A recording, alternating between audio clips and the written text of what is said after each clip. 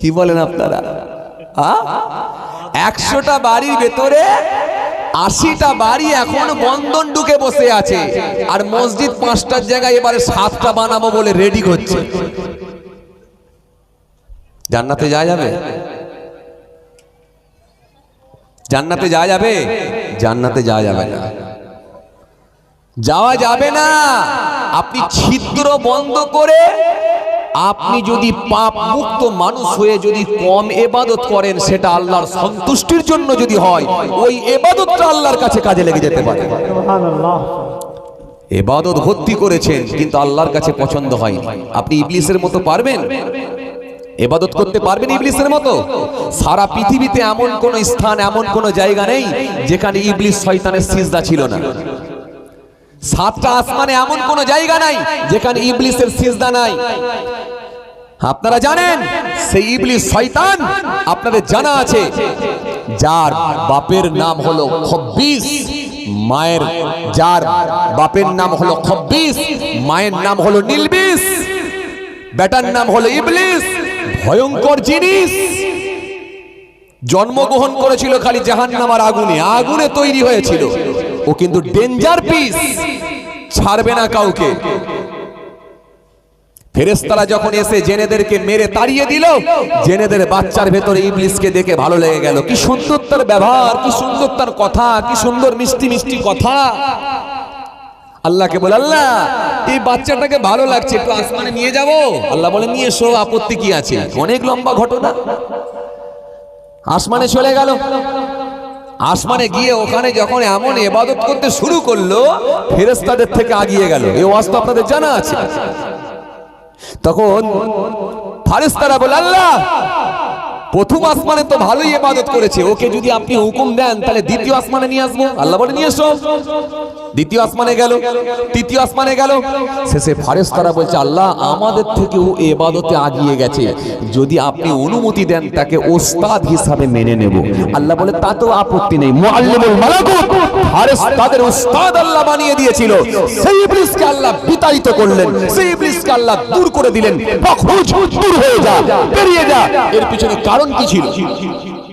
কারণ আল্লাহ তার ভিতরের খবরটা জানতেন, ইন্টারনাল খবরটা পৃথিবীর কোনো মানুষ না জানলেও, কোনো জিন না জানলেও, কোনো ফেরেশতা না জানলেও, কিন্তু প্রত্যেকের ইন্টারনাল খবর জানে কে?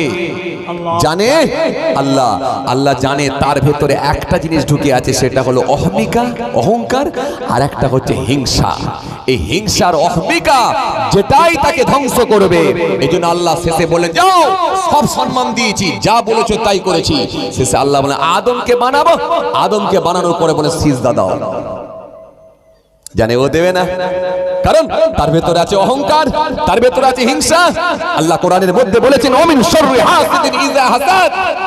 কোরআন আল্লাহ রাব্বুল আলামিন স্পষ্ট ঘোষণা দিয়েছেন, ওয়াদ্দা কাসীরুম মিন আহলিল কিতাব লাউ ইয়ারুদ্দুনাকুম মিন বা'দি ঈমানিকুম কুফার হাসাদাম মিন ইনদি আনফুসিহিম মিন বা'দি মা তাবাyyana লাহুমুল হক ফাআফু ওয়াসবাহু হাত্তা ইয়াতিয়াল্লাহু বিআমরিহি ইন্নাল্লাহা আলা কুল্লি শাইইন কাদির। ভাইরা আমার, ভালো করে শুনেন, খুব ঠান্ডা বেরেনে বোঝেন। তাকে আল্লাহ বিতাড়িত করলেন। জি, এত ইবাদত করেছিল, আসমান জমিনে এমন কোন জায়গা নেই যেখানে ইবলিস শয়তানের সিজদা নেই। সেই ইবলিসকে আল্লাহ বলেন, বেরিয়ে যা। কারণ অন্যায় কি? আদমকে সিজদা দেবো না, আদমের থেকে আমি শ্রেষ্ঠ। আপনাকে সিজদা দেবো কিন্তু আদমকে না। আমি আগে কি বলেছিলাম? মাকে খুব ভালোবাসি কিন্তু মায়ের হুকুম মানবো না। আল্লাহ বলে, শোন, আমাকে সিজদা দিবি ঠিকই, কিন্তু আদমকে সিজদা দিতে বলছে কে? আমি। তাহলে আমার হুকুম অমান্য করা মানে আমাকে অমান্য করা। চল, আমাকে যদি অমান্য করিস তাহলে কোনো জায়গা নাই, বেরিয়ে যা। তখন আল্লাহ, কিছু পাবনি, এতদিন ইবাদত করলো। আল্লাহ, তোকে সব দেবো কিন্তু জান্নাত ছাড়া, বেহেশতে ছাড়া সব পাবি। আল্লাহ, যদি বেহেশতে ছাড়া সব পাই, বেশি জিনিস নেবো না, দুটো জিনিস নেবো।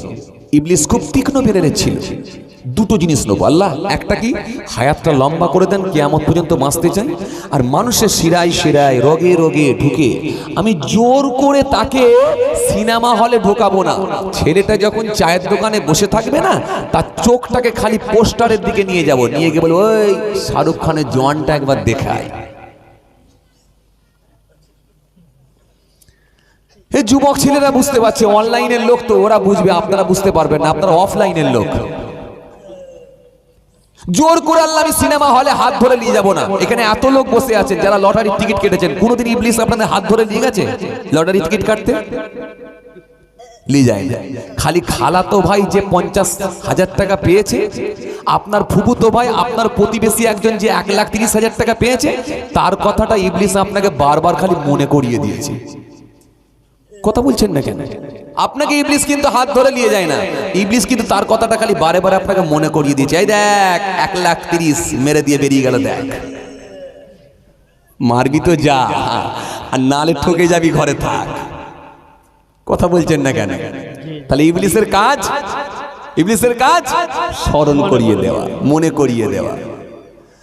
আল্লাহ বলে শোন, চলে যা, দিয়ে দিলাম তোকে, তাই চলে যা, লম্বা হায়াত দিয়ে দিলাম, সিরাই সিরাই ঘুরে তুই মানুষকে যদি পথভ্রষ্ট করে দিস। শোন, আমি আমার ইজ্জতের কসম করে বলছি, আমার বান্দা যতই পাপ করুক না কেন, যখন কোনো বান্দা একবার তওবা করে আমি আল্লাহর কাছে ফিরে এসে মাফ চাইবে, আমি আল্লাহ আমার ইজ্জতের কসম করে বলি, আমি তার জীবনে জিন্দেগির গুনাহগুলোকে মাফ করে দিয়ে তাকেও আমি আল্লাহ ক্ষমা করে দিয়ে আমার জান্নাত দিয়ে দেব। এই জন্য আল্লাহ রাব্বুল আলামিন ক্ষমা করতে ভালোবাসেন, বান্দা গুনাহ করতে ভালোবাসে, ইবলিস গুনাহ করাতে ভালোবাসে।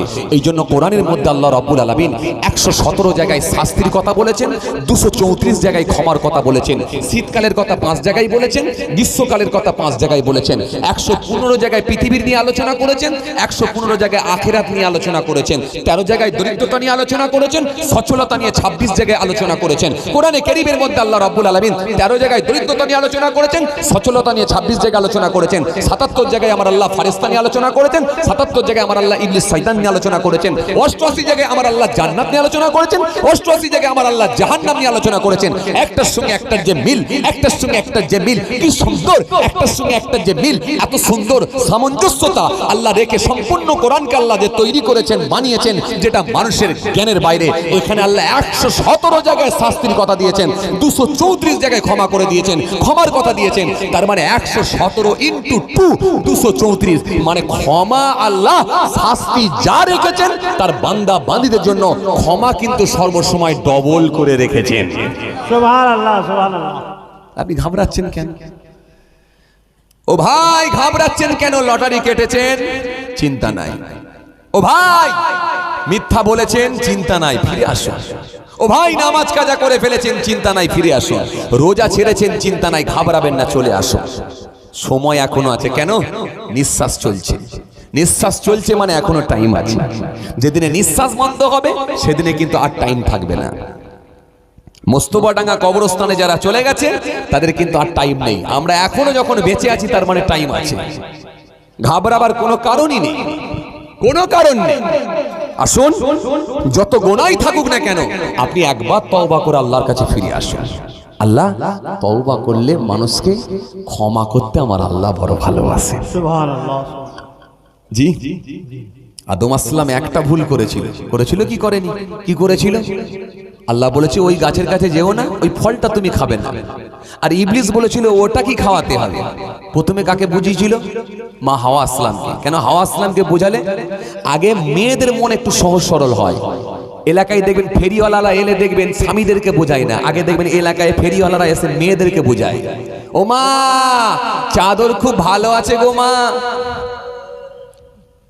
কেন? মেয়েদেরকে বোঝালে ইনকাম করা খুব সহজ। ইবলিসও জানে আগে আগে মন জয় করতে হবে কার? হাওয়া আসসালামকে। ওকে যদি কন্ট্রোল করা যায় তাহলে আদম আসসালামকে কন্ট্রোল করা যাবে। কন্ট্রোল করে ফেললো, হাওয়া আসসালামকে বুঝিয়ে আদম আসসালামকে খাওয়ালো। ব্যাস, ভুল একটা, বেহেশতের পোশাক খুলে গেল। আপনাদের জানা আছে, লম্বা ঘটনা, ওইদিকে যাচ্ছি না আমি, বোঝানোর জন্য বলছি। দুজনকে দু জায়গায় করে দেওয়া হলো, বিচ্ছিন্ন করে দেওয়া হলো, জান্নাত থেকে বের করে দেওয়া হলো। আদম আসসালাম, মা হাওয়া আসসালাম কাঁদতে লাগলো। কোন কোন বর্ণনায় পাওয়া যায় 300 বছর, কোন কোন বর্ণনায় পাওয়া যায় 350 বছর। এই 300 থেকে 350 বছর কাঁদার পরেও আল্লাহর দরবার থেকে মাফ পেয়েছিলেন। জোরে বলতে পারেন না? আজকে বলুন, বলুন জি, আমরা কাঁদতে পারবো এরকম? কথা বলেন, কাঁদতে পারবো? পারবো না। আমরা কাঁদতে পারলেও কিন্তু একবার যদি অন্তর থেকে তওবা করে আল্লাহর কাছে ফিরে আসেন না, আল্লাহ ইচ্ছা করলে আপনার পূর্বের গুনাহগুলোকে মাফ করে দেবেন। সুবহানাল্লাহ, সুবহানাল্লাহ। কারণ ভালো করে শোনেন, ভালো ছেলেদের ভেতরে ভালো রেজাল্ট করা কিন্তু খুব কঠিন। কি বললাম? ভালো স্টুডেন্টদের ভেতরে ভালো রেজাল্ট করা খুব কঠিন, কিন্তু খারাপ স্টুডেন্টদের ভেতরে ভালো রেজাল্ট করা খুব সহজ। কথাটা কি বুঝতে পারলেন? ভালো স্টুডেন্টদের ভেতরে ভালো রেজাল্ট করা খুব খুব কঠিন। সবকটাই ভালো মিশনের স্টুডেন্ট, সবকটাই ভালো মিশনের স্টুডেন্ট, সবকটা 10টা স্টুডেন্ট যে মাধ্যমিক দেবে সবকটাই মিশনের স্টুডেন্ট, মিশনের ছাত্র, মানে সবকটাই ভালো ছাত্র। কিন্তু এর ভেতরে যে 3 নম্বর বেশি পাবে না, সেই এক হয়ে যাবে, ফার্স্ট হয়ে যাবে, ওদের ভেতরে ফার্স্ট। মানে সবকটাই স্টার মার্ক পাবে, লেটার পাবে, সবকটাই পাবে, সবকটাই ভালো, সবকটা তো ফার্স্ট ডিভিশন থাকবেই। কিন্তু এদের ভেতরে যদি 3 নম্বর 4 নম্বর কেউ বেশি পেয়ে যায়, এই 10টার ভেতরে যে 3 নম্বর বেশি পাবে সেই কিন্তু এদের থেকে আগিয়ে যাবে। তাহলে ভালো স্টুডেন্টদের ভেতরে ভালো রেজাল্ট করা কিন্তু খুব খুব কঠিন। কেন? সবকটাই ভালো, তার ভেতরে ভালো হতে হবে, মানে আরো আপনাকে প্রিপারেশন নিতে হবে। আর খারাপের মধ্যে ভালো, সবকটাই ব্যাক পাওয়া ছাত্র, সবকটাই 3rd ডিভিশন পাওয়া ছাত্র, তার ভেতরে যদি কেউ একটু ভালো করে পড়ে না, সে ভালো 1st ডিভিশন পেয়ে যাবে, নাহলে 2nd ডিভিশন পাবে। 2nd ডিভিশন পেয়ে গেলে ও আগিয়ে গেল। কথা বলে না? তৎকালীন সময়ের মানুষগুলো কিন্তু সব ভালো মানুষ ছিল, স্বচ্ছ মানুষের সংখ্যা বেশি ছিল। আজকের লোকের সংখ্যা কিন্তু পাপী লোকের সংখ্যা বেশি, আজকের পাপী লোকের সংখ্যা বেশি। যদি বলবেন হুজুর এটা নির্বাচন করলেন আপনি কিভাবে, ভালো করে শোনেন, আপনাকে আমি 2-3টে মেশাল দিয়ে বুঝিয়ে দিচ্ছি। তৎকালীন সময়ের মানুষগুলো গুনাহ মুক্ত ছিল, ভালো সংখ্যা বেশি ছিল। যদি বলেন কেন, ভালো করে শোনেন। প্রথম নাম্বার বলবো, এই যে মোবাইল ফোন দেখতে পাচ্ছেন, অ্যান্ড্রয়েড সেট মোবাইল ফোন, এই মোবাইল ফোন কিন্তু তারা ব্যবহার করতো না। আজ থেকে 50 বছর আগে, 100 বছর আগে, 200 বছর আগে তারা কিন্তু এই ইন্টারনেটের মোবাইল, এই অ্যান্ড্রয়েড সেট কিন্তু ব্যবহার করতো না। আজকে কিন্তু আমরা মোবাইল ফোন ব্যবহার করতে বাধ্য।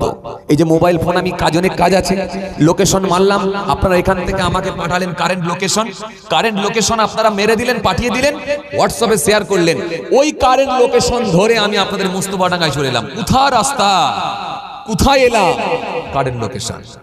কথা বলছেন না কেন? হ্যাঁ, আমি এখান থেকে আহমেদাবাদে জলসায় যাব, ফ্লাইটের টিকিট এখানে মোবাইলে বসে বসে দেখছি। তাহলে কত কাজ, অনেক কাজ। এবার শোনেন অসুবিধাটা কথা, শোনেন অসুবিধাটা, শোনেন কেমন করে হচ্ছে, শোনেন পাপটা কেমন করে হচ্ছে, শোনেন।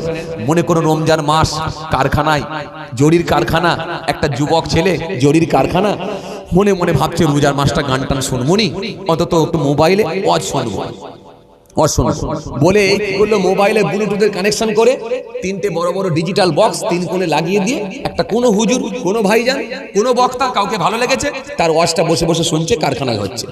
10-15 মিনিট হতে না হতেই হঠাৎ করে দেখা গেল দুমদারাক্কা গান বেজে উঠলো, তার মানে অ্যাড শুরু হলো, অ্যাড। বলছেন না কেন? অ্যাড শুরু হলো। কিন্তু তাহলে আপনার কারখানায় যখন জলসা চলছিল, এখন আপনার কারখানায় কিন্তু অ্যাড শুরু হয়ে গান বাজতে শুরু হলো।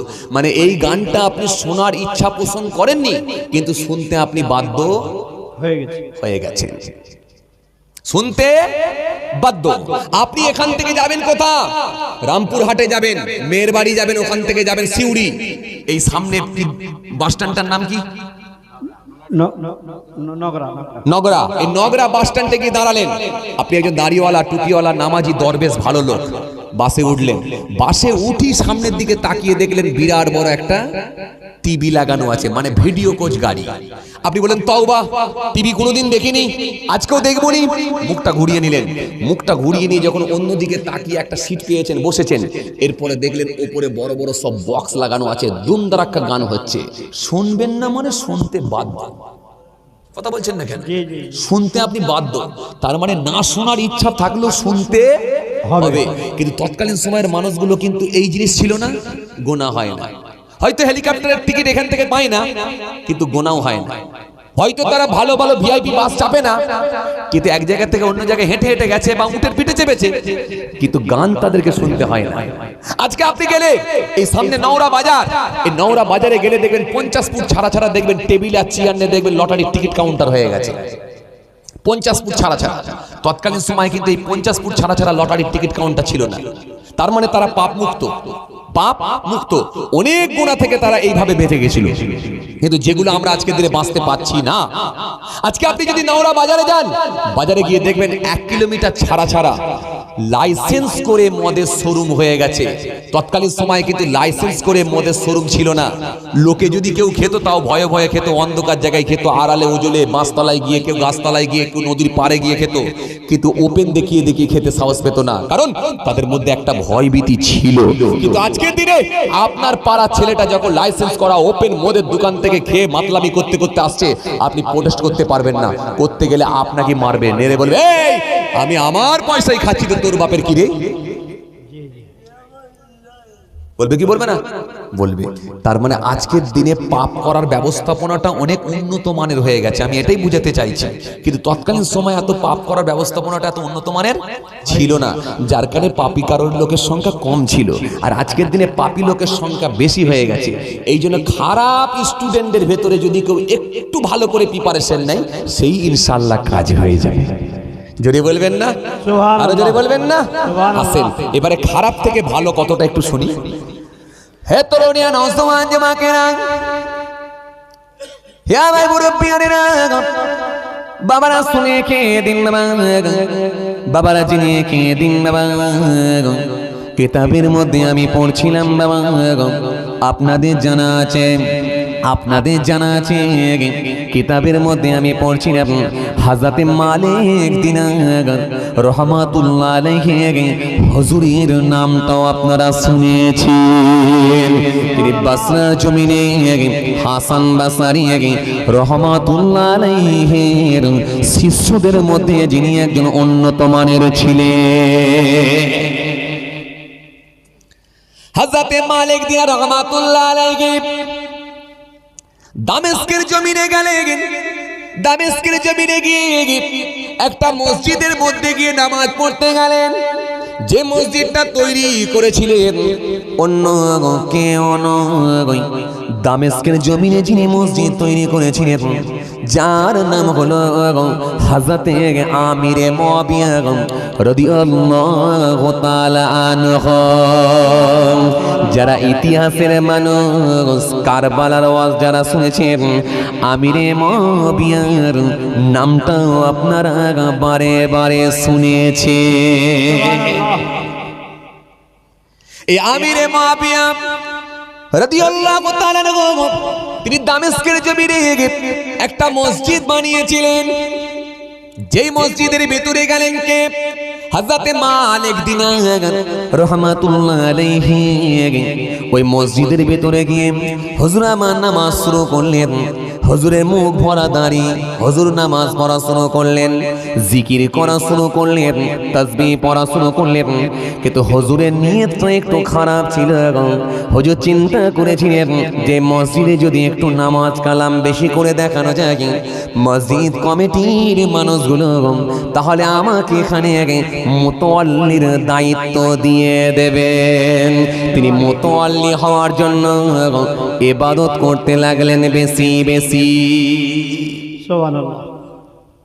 মুতাওয়াল্লি হওয়ার জন্য নিয়ত খারাপ, কথা বুঝছেন না? জি, নিয়ত খারাপ। আমি আপনাদের কি বলেছিলাম যে ভিতরের খবর কেউ না জানলেও জানে কে? আল্লাহ। লা তাকুজুহু সিনাতুন ওয়ালা নাওম, যিনি তন্দ্রা নাই, ঘুম নাই, আরাম নাই, বিশ্রাম নাই, সব বিষয়ে যিনি অবগত, তিনি কে? আল্লাহ। জোরে বলেন, তিনি কে? আল্লাহু লা ইলাহা ইল্লাহু, আল্লাহ তিনি ছাড়া কোনো মাবুদ নাই।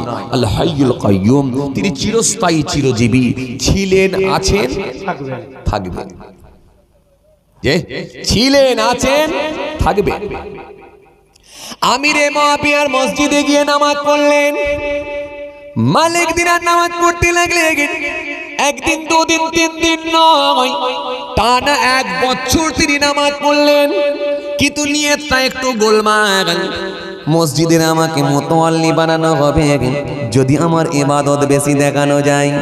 এই ইবাদত বেশি দেখানোর জন্য তিনি টানা 1 বছর তিনি নামাজ পড়েছিলেন, জিকির করেছিলেন, তাসবিহ পড়েছিলেন। 1 বছর পরে একটা আওয়াজ এলো, হাজরতে মালিক দিনার একটু বাইরে বেরিয়ে এলেন, মসজিদ থেকে বাইরে এলেন। হঠাৎ করে দেখা যায় একটা গায়েবী আওয়াজ আছে, হে মালিক দিনার, সাবধান হয়ে যাও, তওবা করে ফিরে এসো। সুবহানাল্লাহ সুবহানাল্লাহ। আপনাদের কি বলেছিলাম, পাপ মুক্ত হতে পারলেই দোয়া কবুল হবে। কেন? নিয়ত যেন গোলমাল না হয়ে যায়। সেদিনে জলসায় গেছি, যুবক ছেলেরা শোনাচ্ছে, হুজুর দোয়া করবেন, দোয়া। হুজুর এবছরে জলসার বাজেট হচ্ছে আমাদের 9 লাখ টাকা, দোয়া করবেন। 9 লাখ টাকার বাজেট, খালি জলসা দিচ্ছে কত?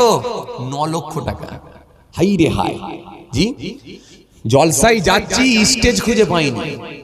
একটা গেটে ঢুকলাম, একটা কাউন্টার, ওপরে ছাদের সিস্টেম দেখলাম আলাদা। গেটটাকে ক্রস করে আর একটা গেট পড়লো, সেই গেট দিয়ে ঢুকলাম, আর একটা কাউন্টার।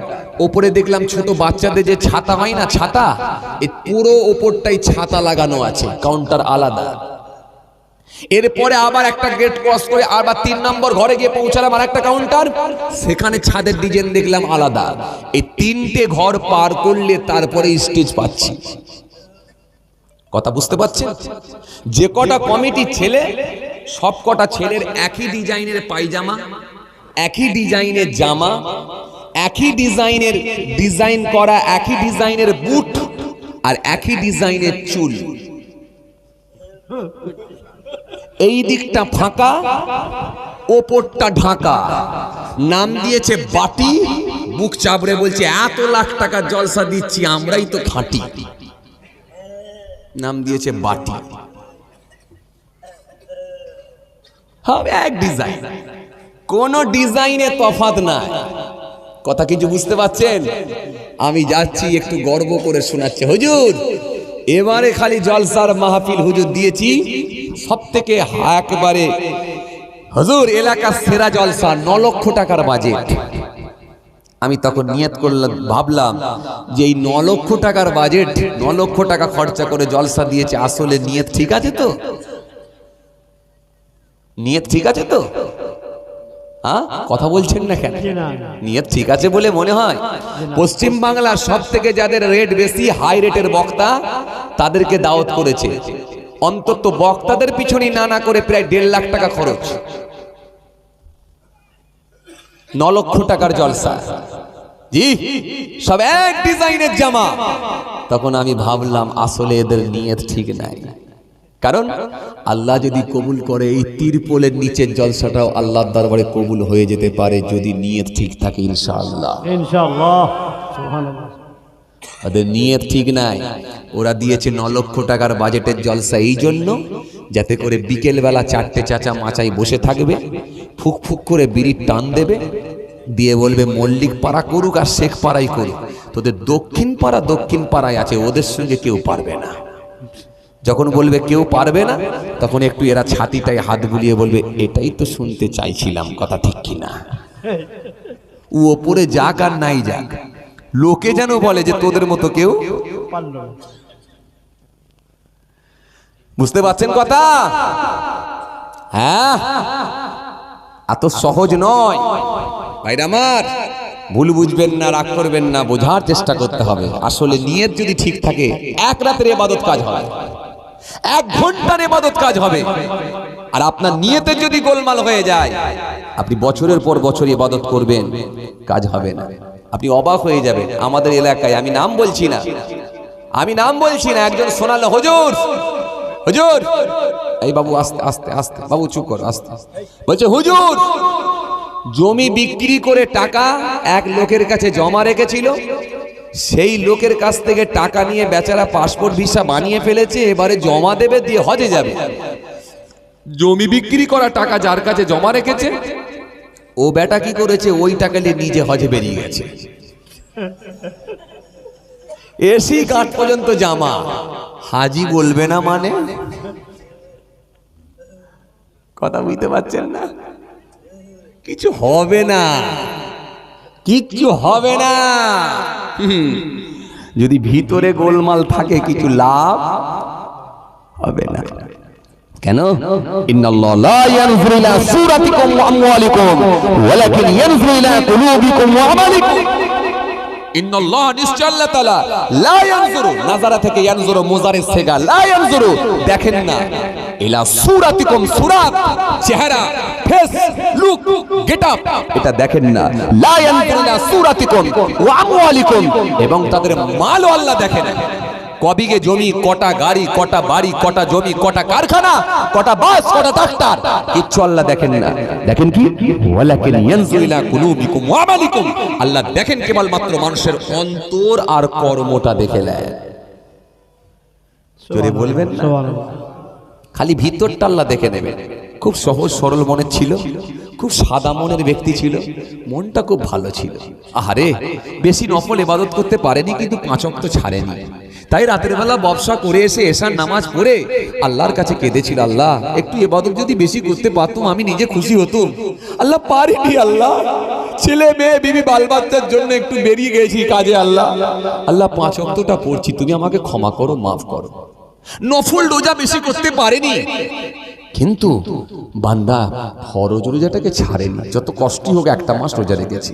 আল্লাহর কাছে কেঁদে কেঁদে বলেছে, আল্লাহ বেশি নফল রোজা যদি একটু করতে পারতাম আমি খুশি হতে পারতাম, কিন্তু পারিনি, আল্লাহ তুমি ক্ষমা করো। ভিতরটা ভালো ছিল, তার কর্মটাও ঠিক ছিল। এই লোকটাই আল্লাহর কাছে প্রাধান্য বেশি পেয়ে যাবে। সুবহানাল্লাহ। আরো জোরে বলবেন না? সুবহানাল্লাহ। আর না হলে নিজেকে দরবেশ বানানোর জন্য তসবি বাইরে পড়বেন আর ঘরে গিয়ে ছুঁড়ে ফেলে দেবেন। লোকে বলবে দরবেশ, লোকে বলবে সুফি, আপনাকে দেখলে উঁচু চেয়ার দেবে, চায়ের দোকানের সামনে দাঁড়ালে 1 কাপ চা ফ্রি হবে। লাভ কিছু হবে না যদি নিয়ত খারাপ হয়ে যায়। কষ্ট হচ্ছে আপনাদের? না। জোরে বলেন। যাক আলহামদুলিল্লাহ। খেয়াল করেন, লক্ষ্য করেন। জি, যে কথা আপনাদের বলতে বলতে বুঝাতে বুঝাতে চলে এলাম। দোয়া কবুল হয় না কেন, আমি এটাই আজকে পয়েন্ট রেখেছি। আসেন সেই আলোচনাটাই করছি। খেয়াল করেন, লক্ষ্য করেন। জি, মালিক দিনার রহমতুল্লাহ আলাইহি, তেনার নিয়তটা একটু গোলমাল। কি নিয়ত গোলমাল? আমি মসজিদের মুতাল্লি হব। যদি আমার ইবাদত বেশি থাকে, মানুষজন মুসল্লিরা যদি জানতে পারে, আমাকে মুতাল্লির পদটা দেবে, আমাকে মুতাল্লি হিসাবে মেনে নেবে। নিয়ত আলাদা, নিয়ত আলাদা। টানা 1 বছর তিনি নামাজ পড়লেন, 1 বছর জিকির করলেন, 1 বছর তাসবিহ পড়েছেন, কিন্তু আল্লাহ দরবারে কবুল হয় না। 1 বছর পরে যখন তিনি একটু বাইরের দিকে বেরিয়েছেন, হঠাৎ করে দেখা যায় একটা গায়েবী আওয়াজ আসে, ও মালিক দিনার তওবা করে ফিরে এসো, তওবা করো, তওবা করো, তওবা করে ফিরে এসো। আর আল্লাহ কোরআনের মধ্যে বলেছেন, ওয়ালাইসা বিত-তাওবাতু লিল্লাযীনা ইয়া'মালুনা আস-সাইয়্যাত হাত্তা ইযা হাদারা আহাদাহুমুল মাউত ক্বালা ইন্নী তুবতু আনা ওয়া আলাল্লাযীনা ইয়ামুতুনা হুম কুফারুন উলাইকা আ'তাদনা লাহুম আযাবান আলীমা। আল্লাহ সুন্দর করে বলেছেন, তাদের তওবাটাও কবুল হবে না। যারা অন্যায় কাজের সঙ্গে যুক্ত থাকবে তাদের তওবাটাও কবুল হবে না। আর মৃত্যু যখন তাদের নিকটে এসে পৌঁছে যাবে, ওই সময় যদি তারা তওবা করার চেষ্টা করে, তওবাটা আল্লাহ বলছে আর কবুল হবে না। আর বেঈমান হয়ে যদি মারা যায়, তাদের জন্য আল্লাহ রেখেছে ভয়ঙ্কর কঠিন আযাব। এজন্য তওবা করবে কে? নিঃশ্বাস চলছে যাদের, তওবাও হবে তাদের। তওবার দরজা বন্ধ হয়ে যাবে দুটো সময়। একটা সময় যখন বান্দা মৃত্যুর কোলে ঢলে পড়বে, মৃত্যু মুখে পতিত হবে, মৃত্যুর বিছানায় পড়ে থাকবে, ওই সময় বান্দা যদি জাকানদানের কষ্ট শুরু হয়ে যাবে, ওই সময় বান্দাকে যদি তওবা করানোর চেষ্টা করা হয়, সেই সময় বান্দা যদি তওবা করার চেষ্টা করে আর তওবা কবুল হবে না। আর একটা সময় তওবা কবুল হয় না, জাকানদানের কষ্ট শুরু হয়ে গেলে তওবা কবুল হয় না। আর একটা সময় তওবা কবুল হবে না, ঠিক কিয়ামতের পূর্বে পশ্চিম দিক থেকে যখন সূর্য উদিত হবে, পশ্চিম দিক থেকে সূর্য যখন আল্লাহ তুলে দেবে, ওই সময় যারা হায়াতে থাকবে যদি তওবা করে তাদের তওবাটাও কিন্তু আর কবুল হবে না।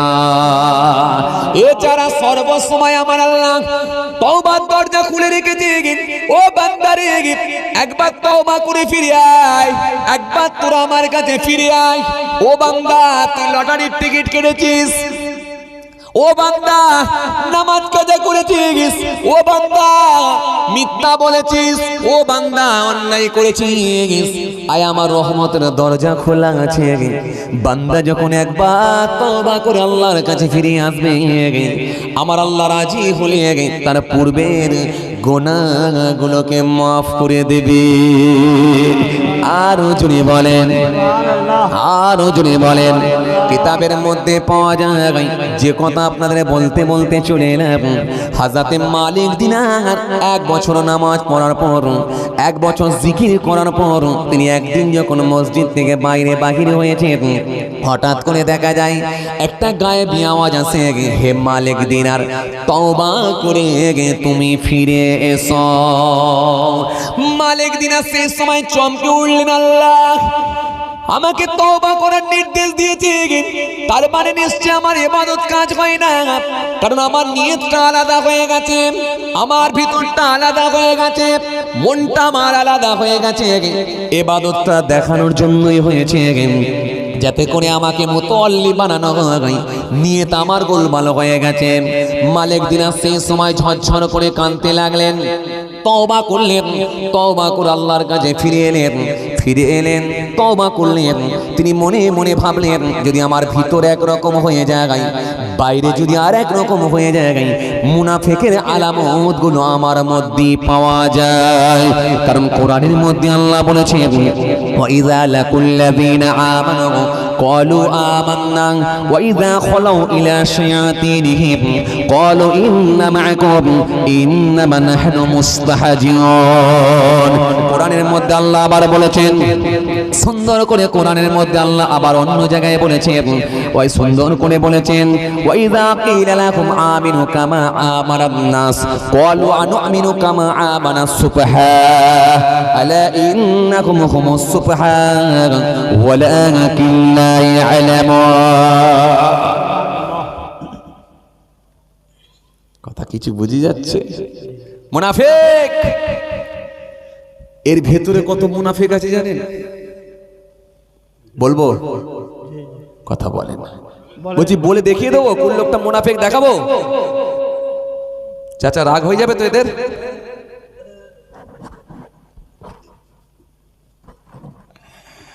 আচ্ছা আপনারা বলেন, দেখাবো মুনাফিককে? দেখাবো? কথা বলেন, দেখাবো? না, এইদিকে আওয়াজ কম আছে, তার মানে গোলমাল হবে। দেখাবো? তখন বলবে, এই হুজুরকে ভুল করে যদি আর একবার ভিটেই তোলা হতো তো কখনই আর নয়, পুরো ডিলিট। কি গো বাবাজি, আমি আপনাদেরকে প্রথমে কি বলেছিলাম বলেন তো? টুপি পরে নিলে আর যদি জুব্বা পরে নেওয়া হয়, হাই রে হাই, আর যদি মুখে দাড়ি থাকে, পুরো গেট আপ কমপ্লিট। কথা ঠিক কিনা ভুল বলে? শোনেন, ভালো করে শোনেন, এ দাড়ির কাজ হলো বেরোনো।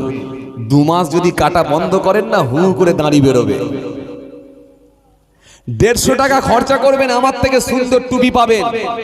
250 টাকা খরচা করবেন, আমার থেকে ভালো চশমা পাবেন। 500 থেকে 600 টাকা খরচা করলে আমার থেকে ভালো ডিজাইন করা জামা পাবেন। কিন্তু এই ডিজাইন দিয়ে, এই টুপি দিয়ে, এই চশমা দিয়ে আপনার গেটআপ চেঞ্জ করতে পারবেন, কিন্তু আলা ওয়াহিয়াল কলব, এই ভিতরটা আপনি চেঞ্জ করতে পারবেন না। ভিতর চেঞ্জ করতে পারবেন আপনি? হ্যাঁ পারবেন? পারবেন না। এই জন্য মাহফিলে যখন এসি আমরা, কত সুন্দর লাগে, কিন্তু এর ভেতরে কত লটারি খোর আছে জানেন আপনি? কত বাড়িতে বন্ধন ঢুকে আছে, সব মাল এখানে বসে আছে জানেন আপনি? বললে রাগ হয়ে যাবে।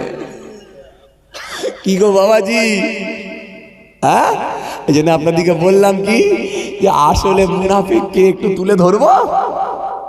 মালিক দিনার নিজেকে নিজে ভাবলেন আমি মুনাফিক হয়ে গেছি, কারণ আমার ভিতরের নিয়ত একরকম আর বাইরের লেবাস আর এক রকম, মানুষকে দেখাচ্ছি আর এক রকম, আমি মুনাফিক।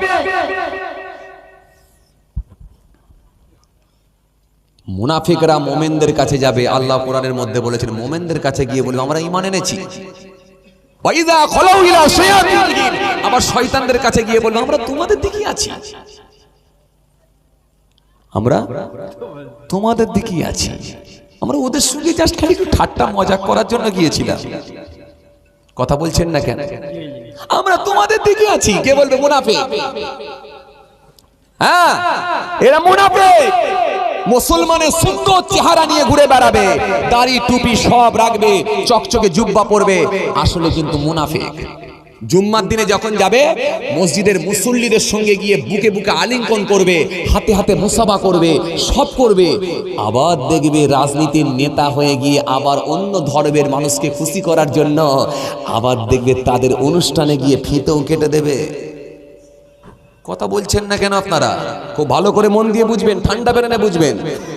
আবার গিয়ে দেখবে ফিতেও কেটে দেবে। মাঝে মাঝে আবার তাদের ধর্মের অনুষ্ঠানের সামনে গিয়ে আবার নিজেদেরকে সেলফি তুলে ছাড়বে, সম্প্রীতি দেখাতে যাবে। আসলে কিন্তু এটা সম্প্রীতি নয়। সম্প্রীতি কোনটা? ধর্ম যে যার। আমরা কি বলি?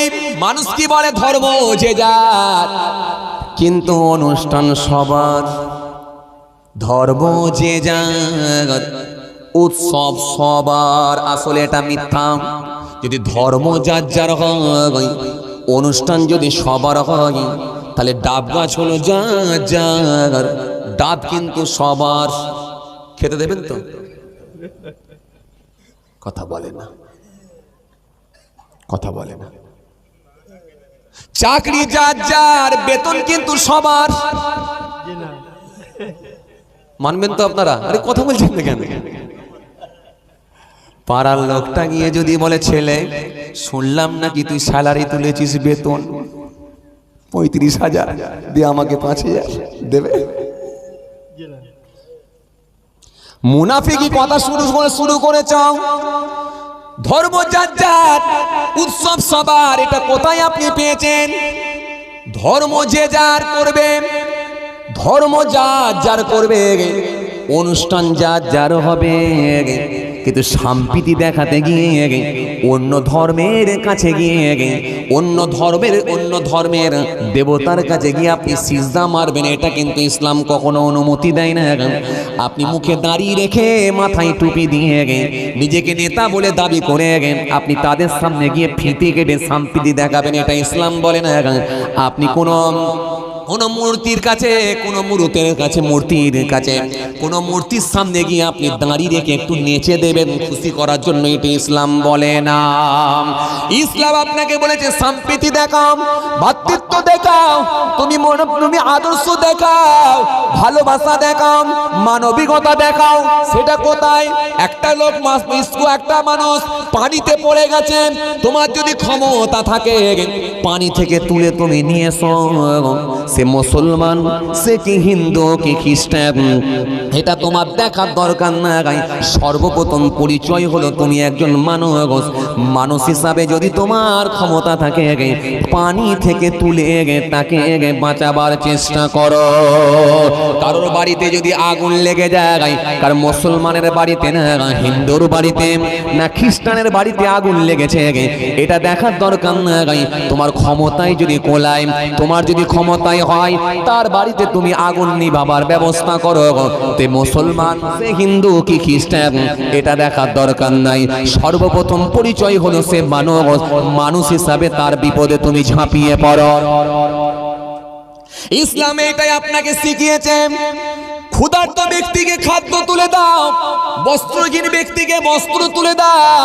তাকে দেখার দরকার নাই সে খ্রিস্টান না হিন্দু না মুসলমান, দেখার দরকার নাই সে একজন অভাবী, সে একজন গরিব মানুষ, সে একজন অসহায় ব্যক্তি। তার কাছে একটু খাবার তুলে দাও, তার কাছে একটু বস্ত্র তুলে দাও। এটা বলেছে ইসলাম, বলেছে সম্প্রীতি, কিন্তু এটাকে আমরা ছেড়ে দিয়ে আপনি যদি বলেন আমি ফেতে কেটে সম্প্রীতি দেখাবো, আপনি যদি বলেন আমি সিজদা দিয়ে সম্প্রীতি দেখাবো, এটা কখনো হতে পারে না। সিজদাটা কেবলমাত্র আল্লাহর জন্য, কোনো ব্যক্তির জন্য, কোনো বাবার জন্য, কোনো পীরের জন্য, কোনো মূর্তির জন্য সিজদা হতে পারে না। সিজদা দিলে আপনি শিরক করে ফেলবেন। কোরআনে আল্লাহ এক জায়গায় নয় একাধিক জায়গায় আলোচনা করেছেন, ইন্নাল্লাহা লা ইয়াগফিরু আন ইউশরাকা বিহি ওয়া ইয়াগফিরু মা দুনা যালিকা লিমান ইয়াশা ওয়া মা ইউশরিক বিল্লাহি ফাকাদ ইফতারা ইসমান আযীম। কোরআনে আল্লাহ আবার বললেন, ইন্নাল্লাহা লা ইয়াগফিরু আন ইউশরাকা বিহি ওয়া ইয়াগফিরু মা দুনা যালিকা লিমান ইয়াশা ওয়া মা ইউশরিক বিল্লাহি ফাকাদ দাল্লা দালালান বাঈদা। নবী হাদিস পাকের মধ্যে বললেন, মান মাতা লা ইউশরিক বিল্লাহি শাইয়ান দাখালান নার, মান মাতা লা ইউশরিক বিল্লাহি শাইয়ান দাখালাল জান্নাহ। শিরক না করে মৃত্যুবরণ করলে ঠিকানা জান্নাত হবে। মান মাতা ইউশরিক বিল্লাহি শাইয়ান দাখালান নার, আর শিরক করে মারা গেলে ঠিকানা জাহান্নাম হবে। শিরকের আবার অনেক ভাগ রয়েছে, আমি পূর্বের ক্যাসেটে আলোচনা করেছি, আজকে আমি ওদিকে যাচ্ছি না। শিরকে আকবার কোনগুলো, শিরকে আসগার কোনগুলো, ইত্যাদি ইত্যাদি অনেক আলোচনা, অনেক পাঠ, আমি অত দূর যাচ্ছি না। আমি আপনাদেরকে যেটা বোঝাতে চাইছিলাম, কি বোঝাতে চাইছিলাম, যে মুনাফিক, এই মুনাফিক বোঝাতে গিয়ে আমি এত দূর চলে এসেছিলাম। এই মুনাফিক যেন না হয়ে যায়। হ্যাঁ, মুনাফিক জুম্মার নামাজ পড়েছে, হাতে হাতে মুসাফা করছে, বুকে বুকে আলিঙ্গন করছে, আর বিকেল বেলায় মাচায় বসে বসে বাপ বেটা ঝগড়া লাগিয়ে দিয়েছে। কথা বলছেন না কেন? ওখানে একরকম, এখানে এই দুরকম হলে এই লক্ষণটা কিন্তু ভালো নয়। এটা হলো মুনাফিকের আলামত। মাঝে মাঝে আপনাদের এখানে কি বাজার বললেন? নগর বাজারে দেখবেন কিছু, লোহাপুর বাজারে দেখবেন কিছু ফল বিক্রেতা আছে, ফল বিক্রি করে ফল। এই ফলের দেখবেন যে দিকগুলো পচন ধরে, যেগুলো পচতে লেগেছে, যেগুলো দাগ লেগে গেছে, সেই দিকগুলো দেখবেন দোকানদার তার নিজের দিকে করে রাখে। আর যে দিকটা দেখবেন পরিষ্কার ফ্রেশ আছে, সেগুলো খরিদ্দারের দিকে করে থাকে, কাস্টমারের দিকে করে রাখে। হ্যাঁ, আপনি যখন যাচ্ছেন আপনার বিয়ানের শরীর খারাপ, তখন তাড়াহুড়ো করে বাস ধরবেন, ফল দোকানের সামনে গিয়ে খালি ফলের সাইজ দেখলেন পুরো চকচকে ঝকঝকে, কোনো দিকে ত্রুটি নাই। দোকানদারকে বললেন, ভাই 2 কিলো আপেল, 1 কিলো বেদানা, 1 কিলো নাশপাতি রেডি করো, নাতি আর পোতার জন্য খালি আমি মিষ্টিটা নেবো আর চলে আসবো। মিষ্টির দোকানে গেলেন, ও লোক কি করলো, এখান থেকে সব পচা মালগুলো ভেতরে ঢুকিয়ে রেডি করে দিল, কালো পলিথিনে প্যাক করলো, আপনি তুলে নিয়ে চলে গেলেন। বাইরের দিকে ছিল একরকম, ভেতর দিকে আর একরকম, আসলে কিন্তু অরিজিনাল লোক নয়, ও হলো মুনাফিক। কথা বুঝতে পারছেন কি বলছি? এই জন্য আপনাদেরকে আমি বলেছিলাম মুনাফিককে এখান থেকে প্রমাণ করব। আপনারা বলেছিলেন হ্যাঁ, আমি কিন্তু ভুলে যাইনি। আমরা ভাবছি ভুলে যাচ্ছি নাকি? ভুলে যাইনি। তবে আমি এটাও বলিনি যে ওয়াজটা করতে করতে আমি চলে এলাম মালিক দিনার রহমতুল্লাহ আলাইহির কথা বলছিলাম, তাই তো নাকি? আমি ভুলিনি। আপনারা ভাবছেন ভুলে গেছেন, না ভুলবুনি। আরে বাবা, একটু রাস্তা পাবো, হাই রোড ছেড়ে একটু লিঙ্ক রোডে ঢুকবো, আবার ফিরে আসবো, মূল জায়গায় কিন্তু পৌঁছে দেবো। ভুলে গেলে কি আর পয়সা দেবেন আপনারা?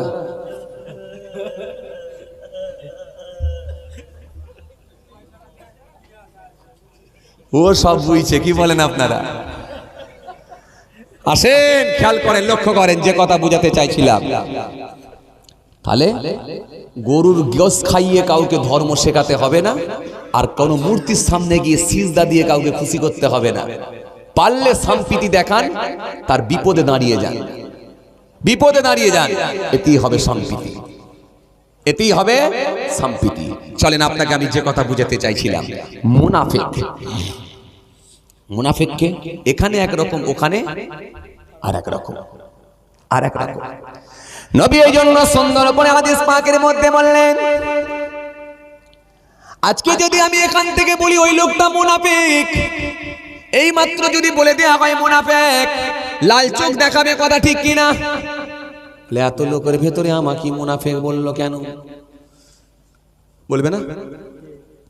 রেগে যাবে কি যাবে না? আপনাদের এখান থেকে যদি কাউকে বলা হয় এই জানোয়ারের বাচ্চা এখানে আয়, লোকটা রেগে যাবে কি যাবে না? কথা বলে না, রাখবে না? তোমার এত বড় হিম্মত, তুমি আমাকে জানোয়ারের বাচ্চা বললে।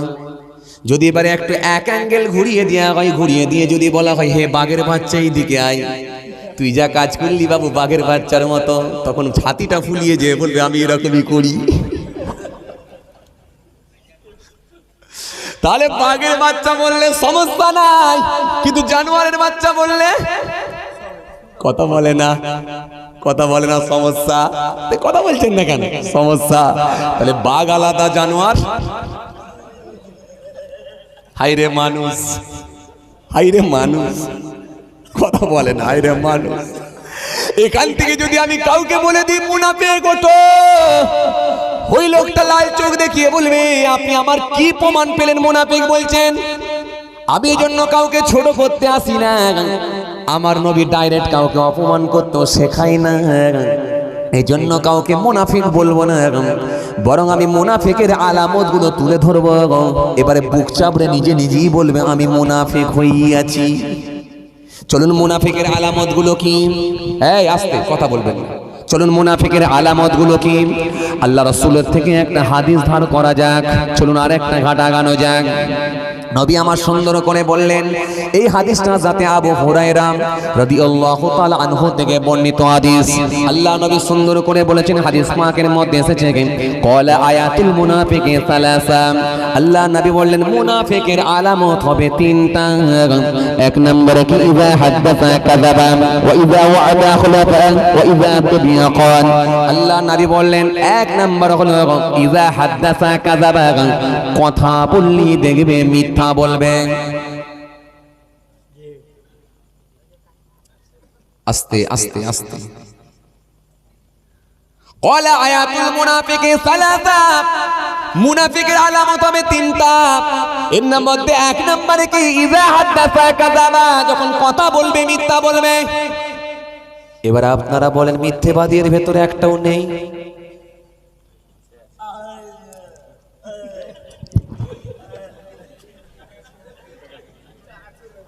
আমি খালি বলবো মিলিয়ে দিচ্ছি, তাই তো নাকি? আমি মিলিয়ে নেব, কিন্তু ডাইরেক্ট কাউকে বলবো না, খালি বাঘের বাচ্চা বলে দিয়ে যাব।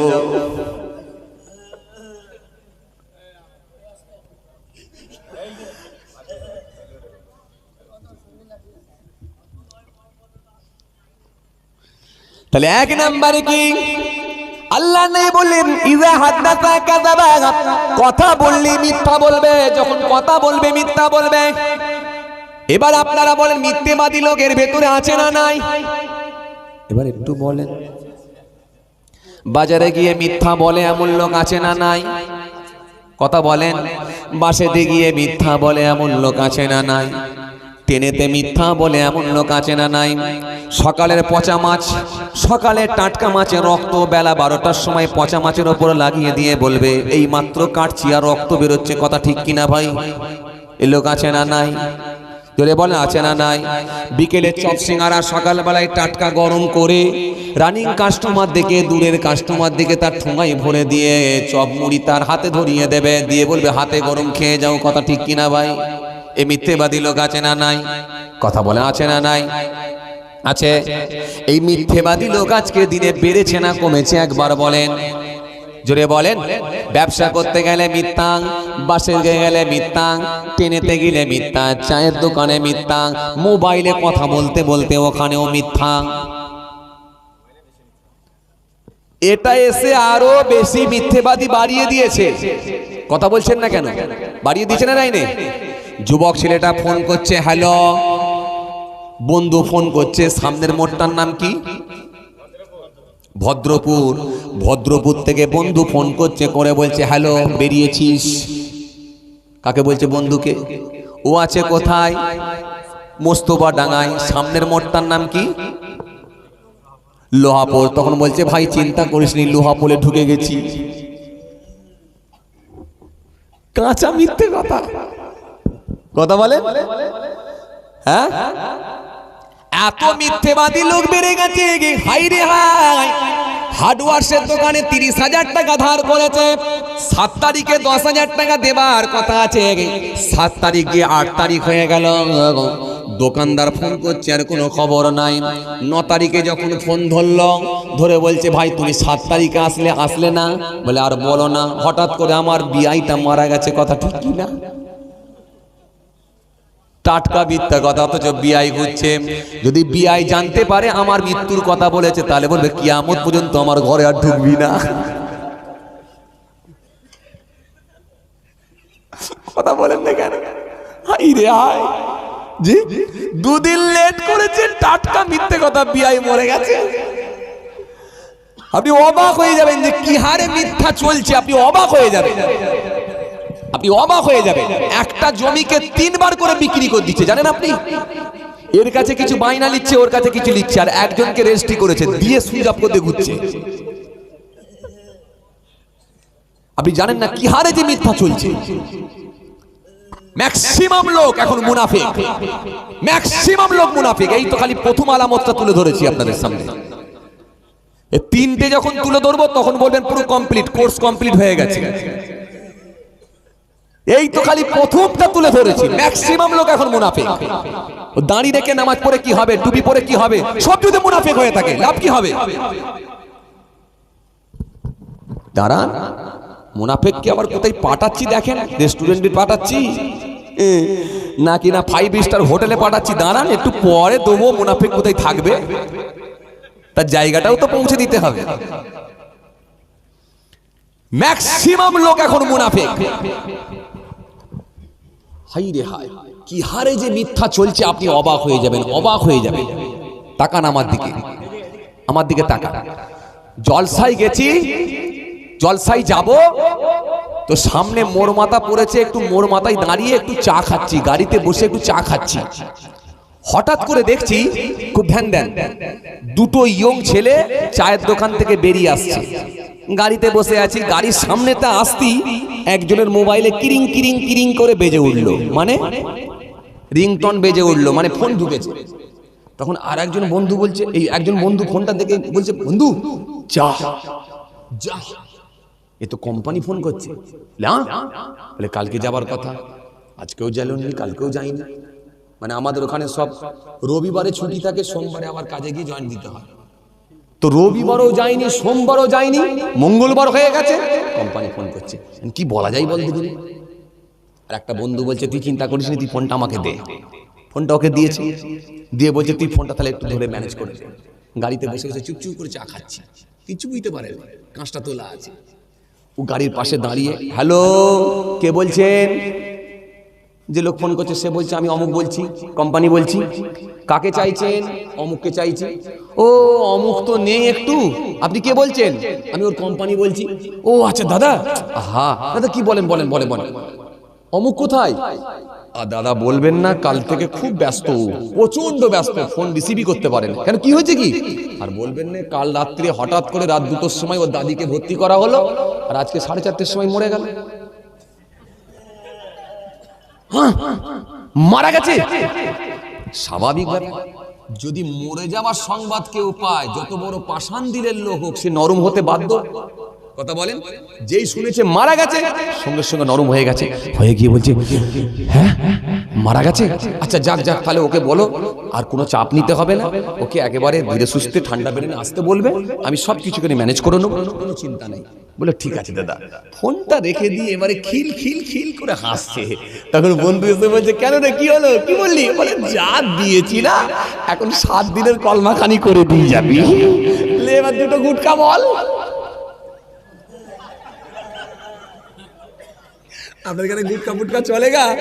কিছু ছেলেরা দেখবেন এরকম করে ছিঁড়ে আর ঢালে, ধোঁয়া ওরে, নাম দিয়েছে মুসাফির।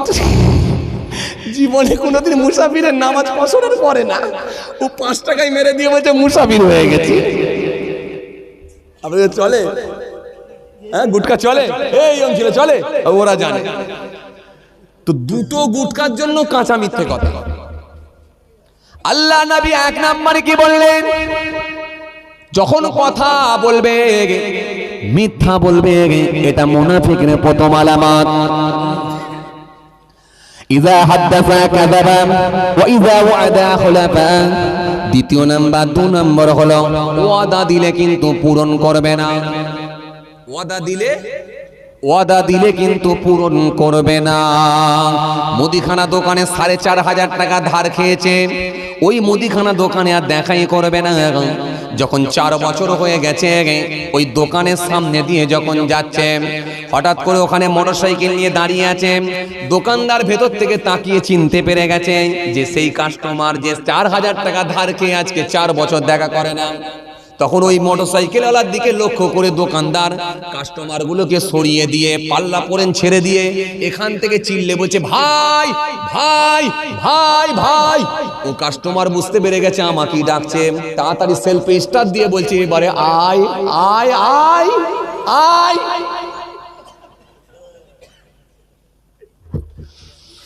ওয়াদা দিলে পূরণ করবে না। কত ছেলে এখানে বসে আছে দেখবেন ধার খেয়ে পয়সা দেয় না। কত ছেলে এখানে বসে আছে দেখবেন ধার খেয়ে জিজ্ঞাসা করেন পয়সা দেয় না। আবার শবে বরাতের রাত্রি দেখবেন মসজিদে যেতে মিসও দেবে না। আবার জুম্মা দিলে 2 রাকাত নামাজ পড়বে, ওখানেও কিন্তু মিস দেবে না। কিন্তু ধার খেয়ে কিন্তু পয়সা দেয় না। কত ছেলে বসে আছে জিজ্ঞাসা করে দেখে।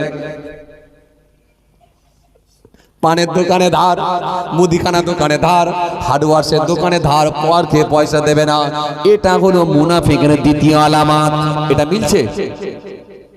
আছে? কথা বলছেন না কেন? আছে? তাহলে আছে। এরপরে নবী আমার আর একটা কথা বললেন, ইযা হাদাসা কাযাবা ওয়া ইযা ওয়াদা আখলাফা ওয়া ইযা তুমিয়া খান। আল্লাহ নাই বলেন 3 নাম্বার হলো আমানতের খেয়ানত করবে। যদি 10,000 টাকা তার কাছে জমা রেখেছ, বন্ধু আমি সামনে 20 তারিখে আমি বাইরে যাব, ওই 18 তারিখে তোমার সঙ্গে আমি পয়সাটা নেব, এই কথা বলে যখন তুমি তার কাছে 10,000 টাকা জমা রেখেছ, ওই বন্ধু দেখবে তোমাকে আর পয়সা দেবে না। 18 তারিখে যখন যাবে গিয়ে বলবে, ভাই আমার পয়সাটা দাও। তিনি বলবে, আর বলবি নি ভাই, হঠাৎ করে আমার নানি মরে গেছিল, সব রেশানিতে আমি 10,000 টাকা দিয়ে দিয়েছি ভাই, তুই দিল্লি থেকে ঘুরে আয়, তোর পয়সাটা আমি পেমেন্ট করে দেবো, চিন্তা নাই। ওই দিল্লি থেকে ঘুরে এসেছে, পয়সা কিন্তু আজও দেয় নাই। এই জন্যই আমানতের খেয়ানত করবে, এটা হবে 3 নম্বর আলামত। তাহলে 1 নম্বরে কি কথা বললে মিথ্যা বলবে, 2 নম্বরে কি ওয়াদা দিলে পূরণ করবে না, 3 নম্বরে কি আমানতের খেয়ানত করবে। এই 3টে জিনিস যদি মিলে যায়, আমার আল্লাহ সুন্দর করে বললেন থাকবে কোথায়। একবার জেনে রাখো ভাই, ইন্নাল মুনাফিকিনা ফিদ দারকিল আসফালি মিনান নার ওয়া লান তাজিদ লাহুম নাসীরা। আল্লাহ কোরআনে কারীমের মধ্যে বললেন, হে নবী শুনে রাখেন, মুনাফিকের ঠিকানা হবে জাহান্নামের নিম্ন স্থানে, জাহান্নামের নিচেতে। জাহান্নামের নিচেতে তাদের ঠিকানা হবে, তাদেরকে সাহায্যকারী কেউ থাকবে না। ওয়ালান তাজিদ লাহুম নাসীরা, তাদেরকে সাহায্যকারী কিন্তু কেউ হবে না।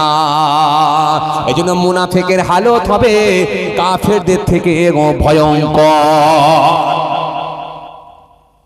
কি হবে ওয়াজ শুনে বাবা? মুনাফিক হয়ে মসজিদে যে লাভ আছে? মুনাফিক হয়ে জলসা শুনে লাভ আছে? মুনাফিক হয়ে স্টেজে বসে লাভ আছে? মুনাফিক হয়ে জুম্মার দিনে 2 রাকাত নামাজ পড়ে লাভ আছে? মুনাফিক হয়ে খুশবু মেখে সুন্দর পাগড়ি পরে ঈদের দিনে বুকে বুকে আলিঙ্গন করে কোনো লাভ আছে? আমার কথায় আপনাদের রাগ হয়ে যাচ্ছে না? যদি বলেন রাগ করছেন আপনারা, তওবা তওবা, আমি আপনাদেরকে বলিনি ভাই, বিশ্বাস করে এই ফার্স্ট এসেছি, আপনাদের সঙ্গে আমার কোনো রাগারাগি নেই, কোনো শত্রুতা নেই, কোনো দুশ্মনী নেই, বিশ্বাস করেন। আমি খালি নবীর কথাগুলো একটু একটু করে তুলে ধরছি, যতটুকু আল্লাহ জানিয়েছেন। বাল্লিগু আন্নি ওয়ালাউ আয়া। জি, আমি কাউকে ইন্ডিকেট করে বলছি না, কারোর সঙ্গে আমার রাগারাগি নেই। এলাকার একটা নাম আছে মোস্তফা ডাঙ্গা, কি বলেন? মোস্তফা ডাঙ্গা। সারা এলাকা খুঁজছিলে মনে হয় একটাও বিড়িখোর পাওয়া যাবে না। আর আপনাদেরকে বলবো কেন? যাবার সময় বাম হাতে বিরিয়ানি, কি বিরিয়ানি না খিচুড়ি হয়েছে? খিচুড়ি। বাম হাতে খিচুড়ি, ডান হাতে লাল বাত্তি বিড়ি নিয়ে বলছে বক্তা খারাপ হয়নি। আর একজন তখন বলছে, সেই গতবারে যে এসেছিল ওরই তো ভাই। বলে, ও 2 ভাই একই দেখতে পেরাই না। তবে রাত অনেক হয়ে গেল তো, এত রাতে কি আর তোমার চাচি খিচুড়ি খাবে গা? সে এমনি রাগী লোক, তুললে যদি আবার গালাগালি শুরু করে দেয়, যাকে যাক দরকার নেই, তাকের ওপরে রেখে দেবো, মুখটা খুলে রাখবো, সকালবেলা ভালো থাকলে গরম করে খাবে, আর না থাকলে ফেলে দেবে, কিন্তু ঘাঁটানো যাবে না। মাল শেষ, ধোঁয়া উড়ে গেল, মাল রয়ে কি লাভ হবে? 33 বছর ওয়াজ শুনছে, এখনো পর্যন্ত গোসলের ফরজ জানে না, এমন লোক আছে। 20 বছর ওয়াজ শুনছে, উজুর ফরজ কটা জানে না, খালি বিড়ির টানের এসে বসেছে, বিড়ির টান দিয়ে ঘরে গেছে, খালি মাঝখানে একটুখানি একটা গামছা নিয়ে এসেছে, এটাই ব্যতিক্রম, যাবার সময় ঝেড়ে দিয়েছে, হুজুর তোমার ওয়াজ তুমি নিয়ে নাও। কিছু হবে, আসেন আসল জায়গায় ফিরে আসেন। চলুন, যেখান থেকে আমি ছেড়েছিলাম, কোথায় ছিলাম বলুন তো? হ্যাঁ, কোথায় ছিলাম? মালিক দিনার রহমতুল্লাহ। হুজুর আমার জানতে পারলেন গায়বে একটা আওয়াজ আছে, হে মালিক দিনার তওবা করে পরিবর্তন হোক। মালিক দিনারের ভিতরে ভয় ঢুকে গেল, এতদিন আমি যে ইবাদতটা করেছিলাম এটা মানুষকে দেখানোর জন্য হয়ে গিয়েছে, কারণ আমি আমার লোভে করেছি যাতে করে আমাকে মুতাল্লি বানানো হয়। তওবা করে নিলাম, আল্লাহর কাছে মাফ চাইলেন, চোখের পানি ছেড়ে কাঁদলেন। ওই রাত্রে তিনি অন্তরখানা নরম করে খোলা মনে আন্তরিকতার সঙ্গে তিনি নামাজ পড়া শুরু করলেন।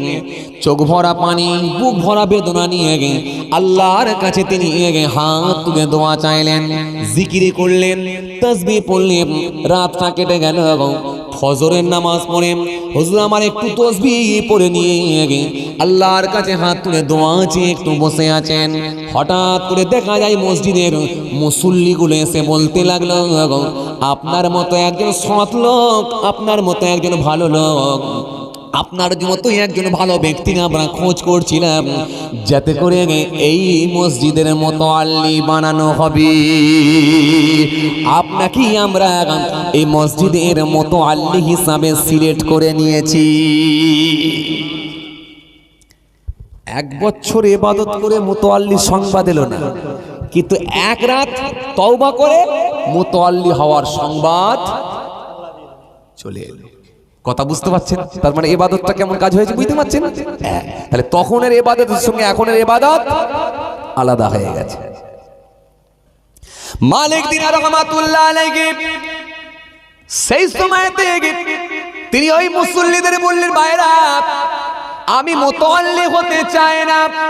তিনি সেই সময় বুঝতে পেরে গেলেন যে মুতাল্লি হওয়ার জন্য 1 বছর নামাজ পড়েছিলেন, কিন্তু আল্লাহর দরবারে কবুল হয় না। মানুষের অন্তরে আল্লাহ মোহাব্বত দেয় না, কেউ আমাকে মুতাল্লি হওয়ার সংবাদ দেয় না।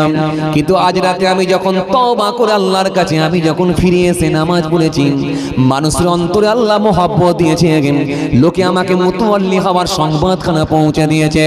সুতরাং মুতাল্লি হওয়ার কোনো আমার দরকার নাই, ডিগ্রি নেওয়ার দরকার নাই, স্ট্যাম্প নেওয়ার দরকার নাই, কোনো চেয়ারের কোনো পদের আমার দরকার নাই। আমার দরকার হলো একটাই, আমার আল্লাহ আমার রবকে খুশি করা। মালিক দিনার কানতে কানতে বললেন, আর আমি মুতাল্লি হতে চাই না, মুতাল্লি হওয়ার আমার আর শখ নাই। এখন আমি চাই একটাই, আমার রব যেন আমার উপরে সর্বসময় খুশি থাকি।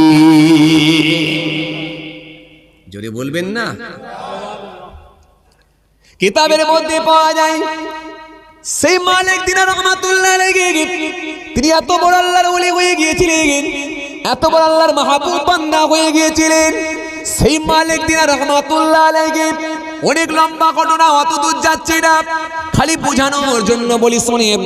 তিনি একদিন রাস্তা দিয়ে হেঁটে হেঁটে যাচ্ছেন, হঠাৎ করে দেখা যায় সামনে একটা দরিয়া পড়েছে, সামনে একটা পানি নদী পড়েছে। হুজুর সামনে দেখতে পেলেন কতগুলো মানুষ নৌকায় উঠছেন। হুজুর থাকতে না পেরে তিনিও নৌকার ওপর উঠে পড়লেন, নৌকার ওপরে তিনি আরোহণ করলেন। নৌকার ওপরে চেপে পড়ে হযরতে মালিক দিনার রহমাতুল্লাহ আলাইহি নদী পথে মাঝখানে গিয়ে পৌঁছালেন। দরিয়ার মাঝামাঝি গিয়ে পৌঁছে গেলেন। দরিয়ার মাঝামাঝি গিয়ে যখন পৌঁছালেন, হঠাৎ করে দেখা যায় মাঝি সেই সময় বলেছিল, ও মালিক দিনার, তুমি এবারে দিনার দাও, তুমি এবারে পয়সা দাও, তুমি এবারে আমাকে পয়সা দাও, দিনার দাও। মালিক দিনার সেই সময় বলেছিলেন, ও মাঝি, আমার কাছে তো কোনো টাকা নাই, কোনো দিনার নাই, আমি পরের বারে যখন এই পথ দিয়ে যাব একবারে তোমাকে ডবল দিয়ে দেব, আজকের দিনে তুমি আমাকে ক্ষমা করো, মাফ করো, তুমি আমাকে ক্ষমা করো। মাঝি সেই সময় বলল, ক্ষমা করার তো কোনো প্রশ্নই নাই, তোমাকে আমি ক্ষমা করব না, তুমি যদি আমাকে না দাও তোমাকে আমি মাছ শুরু করব। মাঝি সেই সময় মাছ শুরু করলাম, হুজুরের উপরে প্রহার করতে লাগলো, এত মার আল্লাহর ওলি নৌকার উপরে পড়ে গেলেন, নৌকার উপরে পড়ে গিয়ে হুজুর আমার বেহুশ হয়ে গেলেন, সেন্সলেস হয়ে গেলেন, হুজুর জ্ঞানটা হারিয়ে ফেললেন। কিছুক্ষণ পরে যখন হুজুরে আবার সেন্স ফিরে এলো, হুজুরের যখন আবার জ্ঞান ফিরে এলো, মাঝি সেই সময় বলল, হে মালিক দিনার, টাকা দাও, তুমি যদি না দাও, দিনার যদি না দাও, তোমাকে আমি আবার প্রহার করা শুরু করব, আবার মারতে লাগবো। হুজুর সেই সময় কাঁপতে লাগলেন, হুজুরের গোটা শরীরখানা কম্পন হতে লাগলো, হুজুর কাঁপতে কাঁপতে বললেন, ও মাঝি, তুমি আমাকে ক্ষমা করো, মাফ করো, আমার কাছে কোনো পয়সা নাই, তুমি এটা কেন বিশ্বাস করো না, আমি পরের বারে যখন এই পথ দিয়ে যাব তোমাকে আমি ডবল দিয়ে দেব, আজকের দিনে তুমি আমাকে মাফ করে দাও। মাঝি সেই সময় বলল, যদি তুমি পয়সা না দাও তোমার হাতে পায়ে দড়ি বেঁধে এই দড়ি আর মাছ দড়িয়াই তোমাকে আমি ফেলে দেব। এই কথা বলে নৌকার ওপরে দড়ি বের করে হুজুরের হাতে পায়ে বাঁধবেন বলে রেডি হয়ে গিয়েছে। হঠাৎ করে দেখা যায় মালিক দিনার রহমাতুল্লাহ আলাইহি চোখ ভরা পানি নিয়ে বুক ভরা বেদনা নিয়ে আল্লাহ দরবারে হাত দুখানা তুলে কি যেন চুপি চুপি বললেন। মুহূর্তের মধ্যে দেখা যায় ওই দরিয়ার ভিতরে যে মাছগুলো ছিল প্রত্যেকটা মাছ মুখে করে একটা একটা করে দিনার নিয়ে এসে ওই নদীর সামনে এসে ওই নৌকার সামনে এসে মাথাগুলো উত্তোলন করে উঁচু করে মাথাগুলো বের করে তারা ঠোঁটে করে দিনার নিয়ে এসে হাজির হয়ে গেল। আরো জোরে বলেন, আরো জোরে বলেন। কিতাবের মধ্যে পাওয়া যায় মালিক দিনার রহমাতুল্লাহ আলাইহি তিনি একটি মাছের মুখ থেকে একটা দিনার নিয়ে ওই নৌকার মাঝির হাতে দিয়ে দিলেন। মাঝির হাতে যখনই দিয়ে দিলেন গোটা নৌকার মানুষগুলো অবাক হয়ে গেল, হতভম্ব হয়ে গেল। ওই নৌকার মানুষগুলো হুজুরের পায়েতে লুটিয়ে পড়ল। হুজুর বললেন, খবরদার, এটা আমার কোনো ক্ষমতা নয়, এটা আমার মাবুদের দেওয়া ক্ষমতা। সেই মালিক রহমাতুল্লাহ আলাইহি ভর্তি নদীর ওপর দিয়ে কাউকে কোনো কথা না বলে হুজুর মাছ নদীতে মাছ দরিয়ায় হুজুর আল্লাহর নাম নিয়ে দরিয়ার ওপর পানির ওপর নেমে পড়লেন। ওপেন সকলের সামনে পানির ওপর দিয়ে হুজুর হেঁটে হেঁটে হেঁটে কোথায় তিনি অদৃশ্য হয়ে গেলেন। এক রাতের ইবাদতে এমন পরিবর্তন হলেন, দরিয়ার মাছ হুজুরের সামনে দিনার নিয়ে আসে। এটা অস্বীকার করার কোনো জায়গা নেই। খাজা গরিবে নওয়াজ আজমির শরীফের জমিনে শুয়ে আছেন। যান যান, হুজুরকে জাদুকর মারবে বলে পাথর ছুঁড়েছে, হুজুর আগুন ইশারা দিয়েছে, সেই পাথর এখনো পর্যন্ত ঝুলে আছে, যান দেখে আসেন। অস্বীকারের কোনো জায়গা নেই, কোনো জায়গা নেই। এই জন্য আপনাকে আমি বলতে চেয়েছি এটাই, প্রথমেই বলেছিলাম কি ভাউচার আপনি ঠিক করুন, করলে ইনশাআল্লাহ আপনার জামানের দোয়া কবুল হবে, গোলমাল যেন না থাকে। এবার আসলে আপনাকে আমি কি বলি শোনেন, দোয়া কবুল যদি হতে হয় আল্লাহর ওলিদের যেমন দোয়া কবুল হয়েছিল আপনারও দোয়া কবুল হবে ইনশাআল্লাহ। দোয়া কবুল যদি হতে হয় নাম্বার 1 মনে রাখবেন বাবাজি, দোয়া কবুলের জন্য 7টা শর্ত আছে। এই 7টা শর্ত যদি আপনি মেনে নিতে পারেন তাহলে আপনার দোয়া কবুল হয়ে যাবে ইনশাআল্লাহ। দোয়া কবুলের জন্য কিছু বিশেষ সময় আছে, সেই সময়ে যদি দোয়া চাওয়া হয় ওই দোয়াটাও আল্লাহ দরবারে কবুল হতে পারে ইনশাআল্লাহ।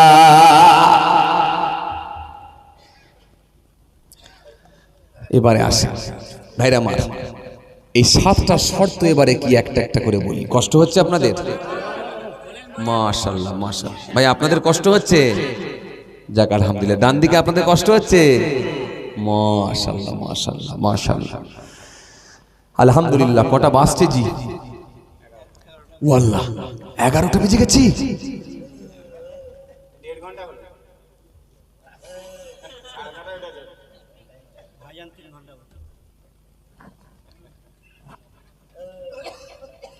সত্যি তাই।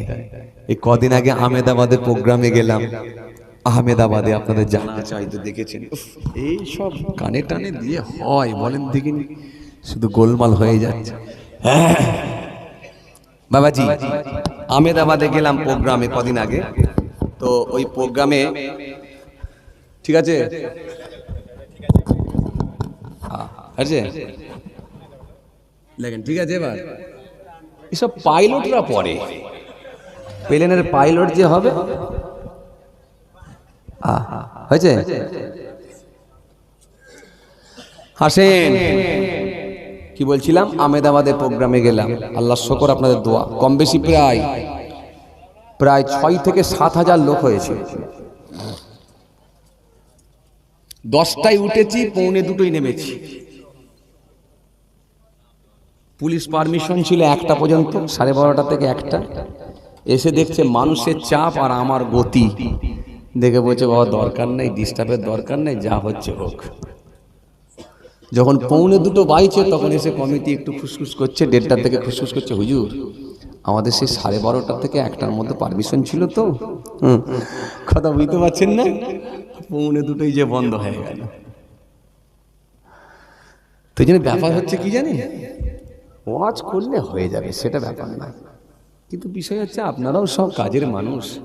কি জি কাজের মানুষ, দিনের বেলা খাটাখাটনি করা শরীর। হ্যাঁ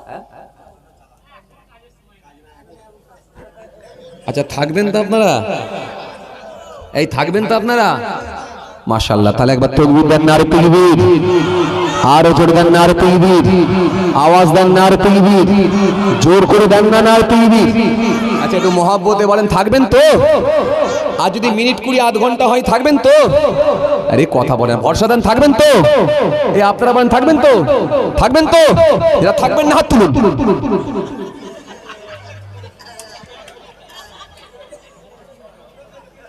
কি বিপদ বলেন দেখিনি,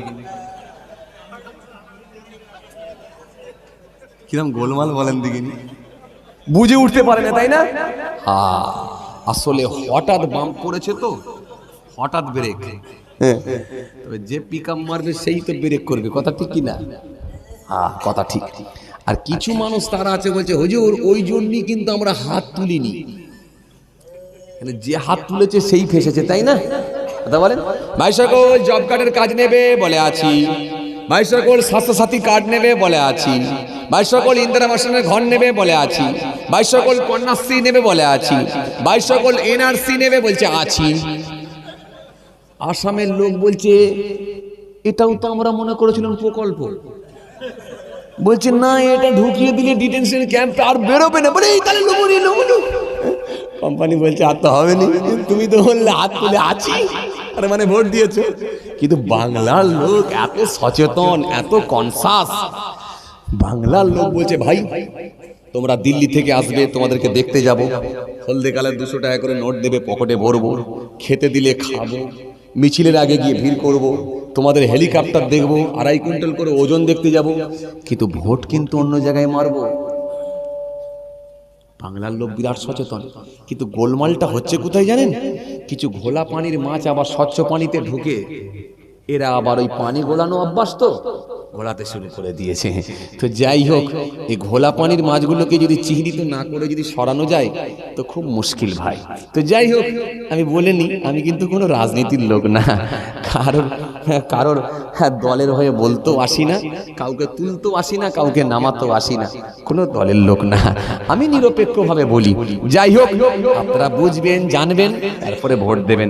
মানুষ এখন খুব চালাক রে ভাই, একটা বেগুন কিনতে গেলে তাকে 3 বার করে চেক করে, কথা ঠিক কিনা ভাই? কানা না ঢুকে যায়, কথা বলেন। একটা বুড়ো লোক হলে সেও পকেট থেকে চশমাটা পরে নিয়ে তারপরে চেক করছে, কানা না হয়ে যায়। তো সুতরাং মানুষ এখন খুব চালাক, খুব কনসাস, মানুষ এখন অনেক যথেষ্ট সচেতন। তো যাকে দেবেন একটু ভাবনা চিন্তা করিয়ে দেবেন। আমি কারোর পক্ষেও নই, কারোর বিপক্ষে নই, আমি যতটুকু আলোচনা করি কোরআন হাদিসকে সামনে রেখে বাস্তব চিত্রগুলি তুলে ধরি। আসেন, এবার আমি আপনাদের সামনে কি বোঝাতে চাইছিলাম, তাহলে মালিক দিনার রহমাতুল্লাহ আলাইহির এক রাতের ইবাদত কাজ হল, পরবর্তীকালে এত বড় আল্লাহর ওলি হলেন, পানির উপর দিয়ে হেঁটে হেঁটে গেলেন। হাসান বাসরি রহমাতুল্লাহ আলাইহি পানির উপরে দাঁড়িয়ে দাঁড়িয়ে নামাজ পড়ছেন। মারাবিয়া বাসারি তিনি বললেন, হুজুর উস্তাদজি, আপনি পানির উপরে, আমি কি কিছু পারি না? আল্লাহর নাম নিয়ে খোলা আকাশের নিচে জমিনের উপরে নামাজের মুসাল্লাটা নিয়ে এই রকম করে ছুঁড়ে দিলেন, খোলা আকাশের নিচে জমিনের উপরে মা রাবিয়া বাসারির নামাজের মুসাল্লাটা ভেসে উঠল। আম্মাজান রাবিয়া বাসারি হাওয়াতে দাঁড়িয়ে দাঁড়িয়ে নামাজ পড়েছিলেন। অস্বীকার করার কোনো জায়গা নাই। যে বান্দা আল্লাহর হয়ে যায়, আল্লাহর ওয়াদা আছে আমি তার হয়ে যাই। ফাসকুরুনি আযকুরকুম, বান্দা আমাকে স্মরণ কর, ডাক, আমি আল্লাহ তোদের স্মরণ করব, ডাকবো। মাল্লাহুল মাওলা ফালাহুল কুল, বান্দা যখন আল্লাহর হয়ে যায়, কুল মাখলুকাত তার গোলাম হয়ে যায়। অস্বীকার করার কোনো জায়গা নাই। বড় পীর সাহেব পানির উপর দিয়ে হেঁটেছেন, মুর্দাকে জিন্দা করে দাঁড় করিয়েছেন, অস্বীকার করার কোনো জায়গা নাই। বড় পীরের ইবাদতটা নিয়েও তো ভাবতে হবে। এমনি কি আর পানির উপর দিয়ে হেঁটেছেন?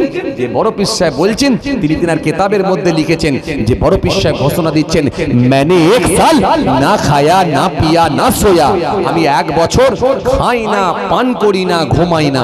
জোরে বলবেন না? मैंने 1 साल না খায়া না পিয়া না সোয়া, আমি 1 বছর খাই না, পান করি না, ঘুমাই না। मैंने 40 साल ऐसा की वजू से सुबह की नमाज पढ़ा, আমি 40 বছর এসার উজুতে ফজরের নামাজ পড়েছি। জোরে বলতে পারেন না? 40 বছর এসার উজুতে ফজরের নামাজ পড়েছি। और 15 साल सारे रात एक पाँव पर खड़ा होकर सुबह तक रस्सी खत्म करता रहा। 15 বছর এক পায়ের উপরে দাঁড়িয়ে অপর পা তুলে নিয়ে, আবার এক পায়ের উপরে দাঁড়িয়ে অপর পা তুলে নিয়ে, এই রকম ভাবে আমি কোরআন শরীফ খতম করেছি। আমি আপনাদেরকে একটা কথা বলেছিলাম, আপনারা মনে ভুলে গেছেন, আমি আবার মনে করে দিচ্ছি। ভালো স্টুডেন্টদের ভেতরে ভালো রেজাল্ট করা খুব কঠিন, বলেছিলাম না, বলিনি? দেখেন তাহলে, কেউ পানিতে নামাজ পড়ছে, কেউ হাওয়াতে নামাজ পড়ছে, কি আঙুলের ইশারা দিয়ে পাথর ঝুলিয়ে দিচ্ছে। গোবরডাঙ্গা সেজবাবু গুলি করে হুজুর ছাতি চওড়া করে রেখেছে, কিন্তু গুলি লাগছে না।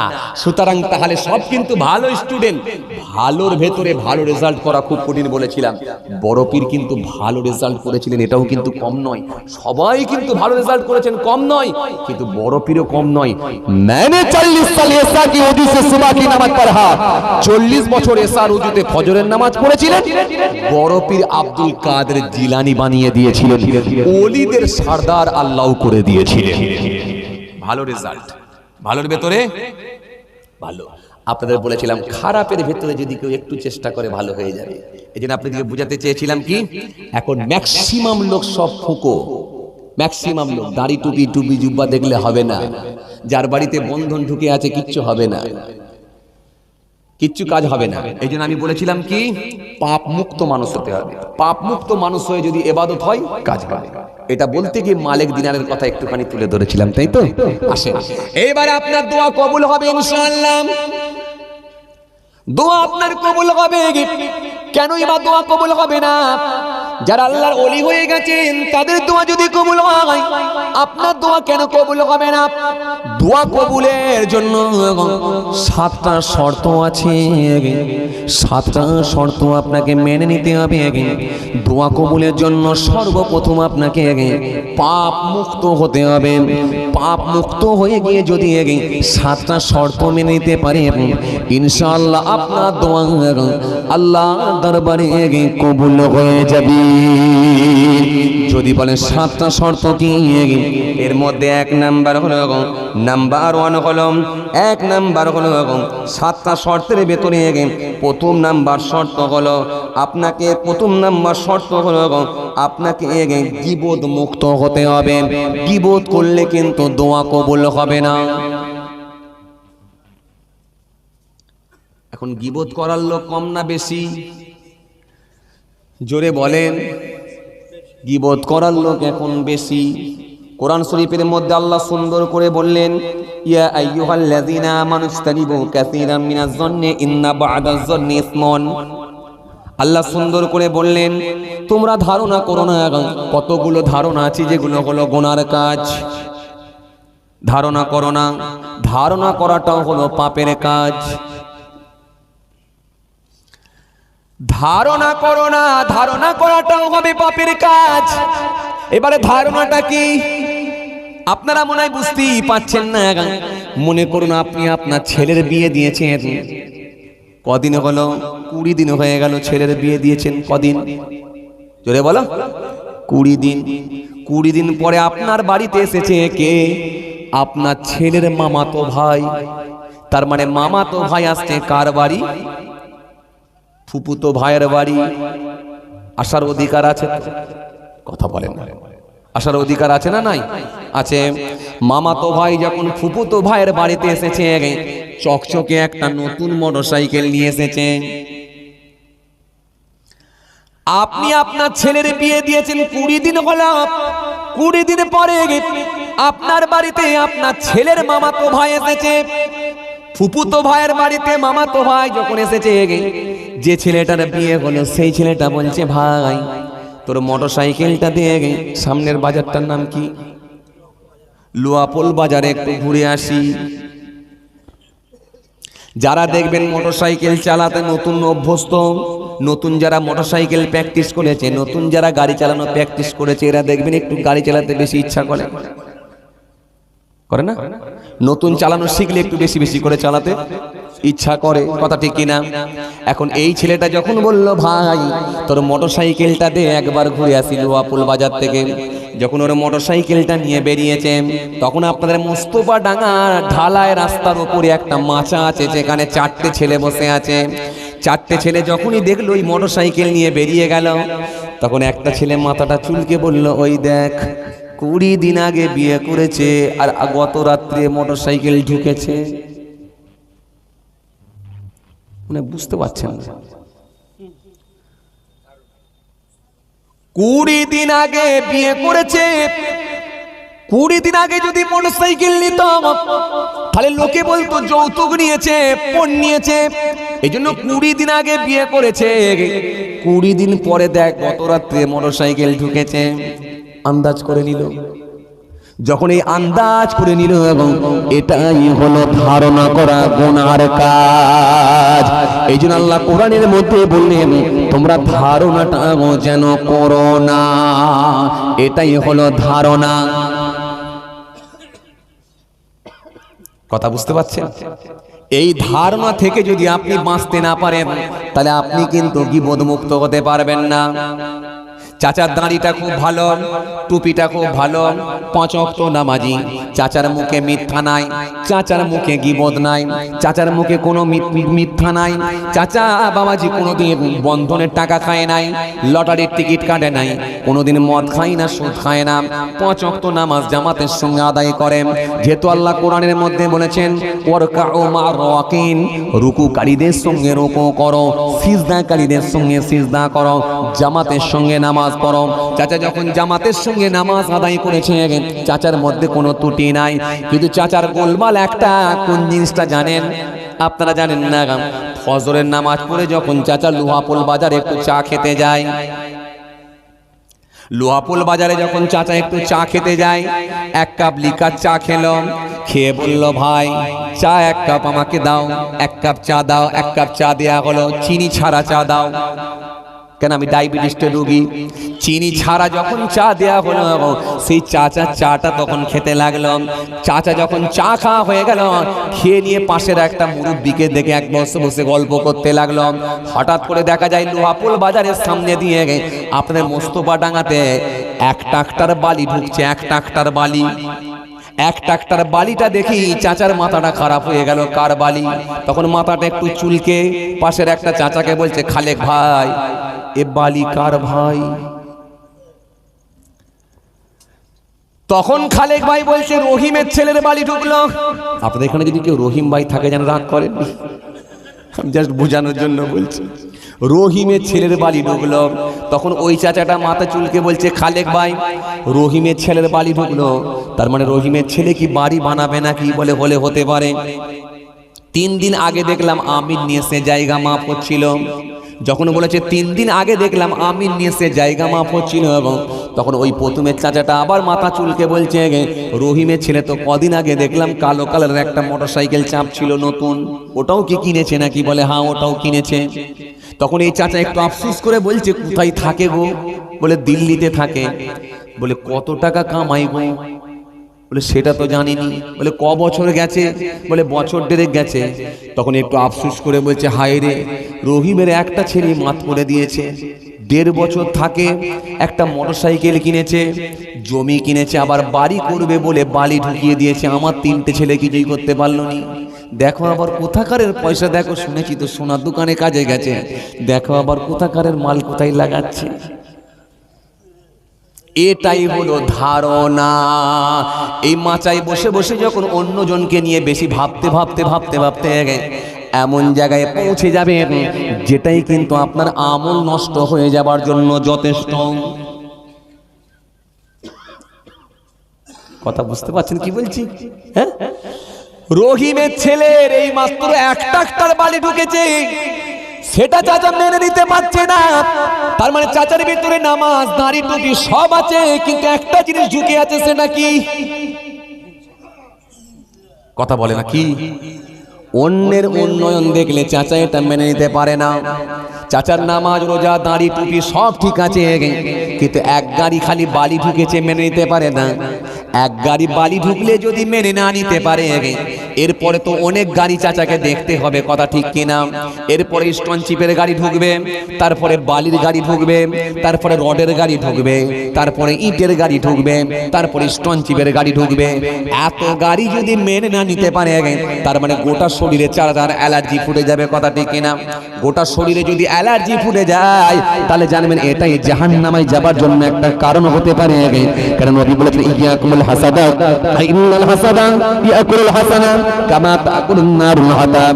আল্লাহ নবী বলেন, তোমরা হিংসা থেকে পরহেজ করো, বেঁচে থাকো।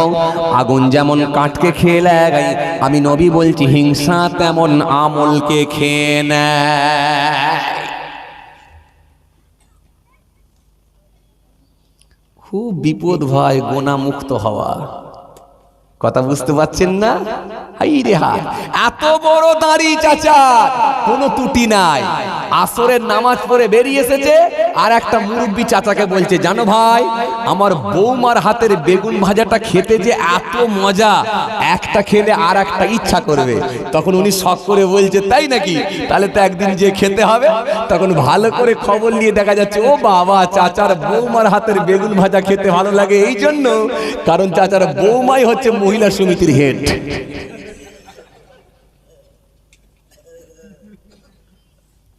কথা বুঝতে পারছেন না? চাচা কোনোদিন বলেন, বৌমা, মহিলা সমিতি তুমি করবে না, কারণ তুমি যদি করো তাহলে এই ঘরে কিন্তু আমি আর থাকবো না, আর না হলে তোমাকে এই ঘরে রাখবো না, কারণ আমি নামাজি, দাড়িওয়ালা, টুপিওয়ালা হাজি সাহেব, আমার ঘরেতে হারাম ঢুকবে, এটা আমি কখনো মেনে নিতে পারি না। যদি করো তাহলে এই ঘরে তোমাকে রাখবো না। চাচা কিন্তু এই প্রোটেস্ট কোনোদিন করে না। চাচা করে না, তার মানে তাকে সমর্থন করেছে। এই হারাম খাদ্য যদি ভিতরে ঢুকে যায়, মনে রাখবেন নবী বলেছেন, ইয়াকুমুল হাসাদা ফা ইন্নাল হাসাদা ইয়াকুলু হাসানা কামা তাকুলুন নারুল হাতাব।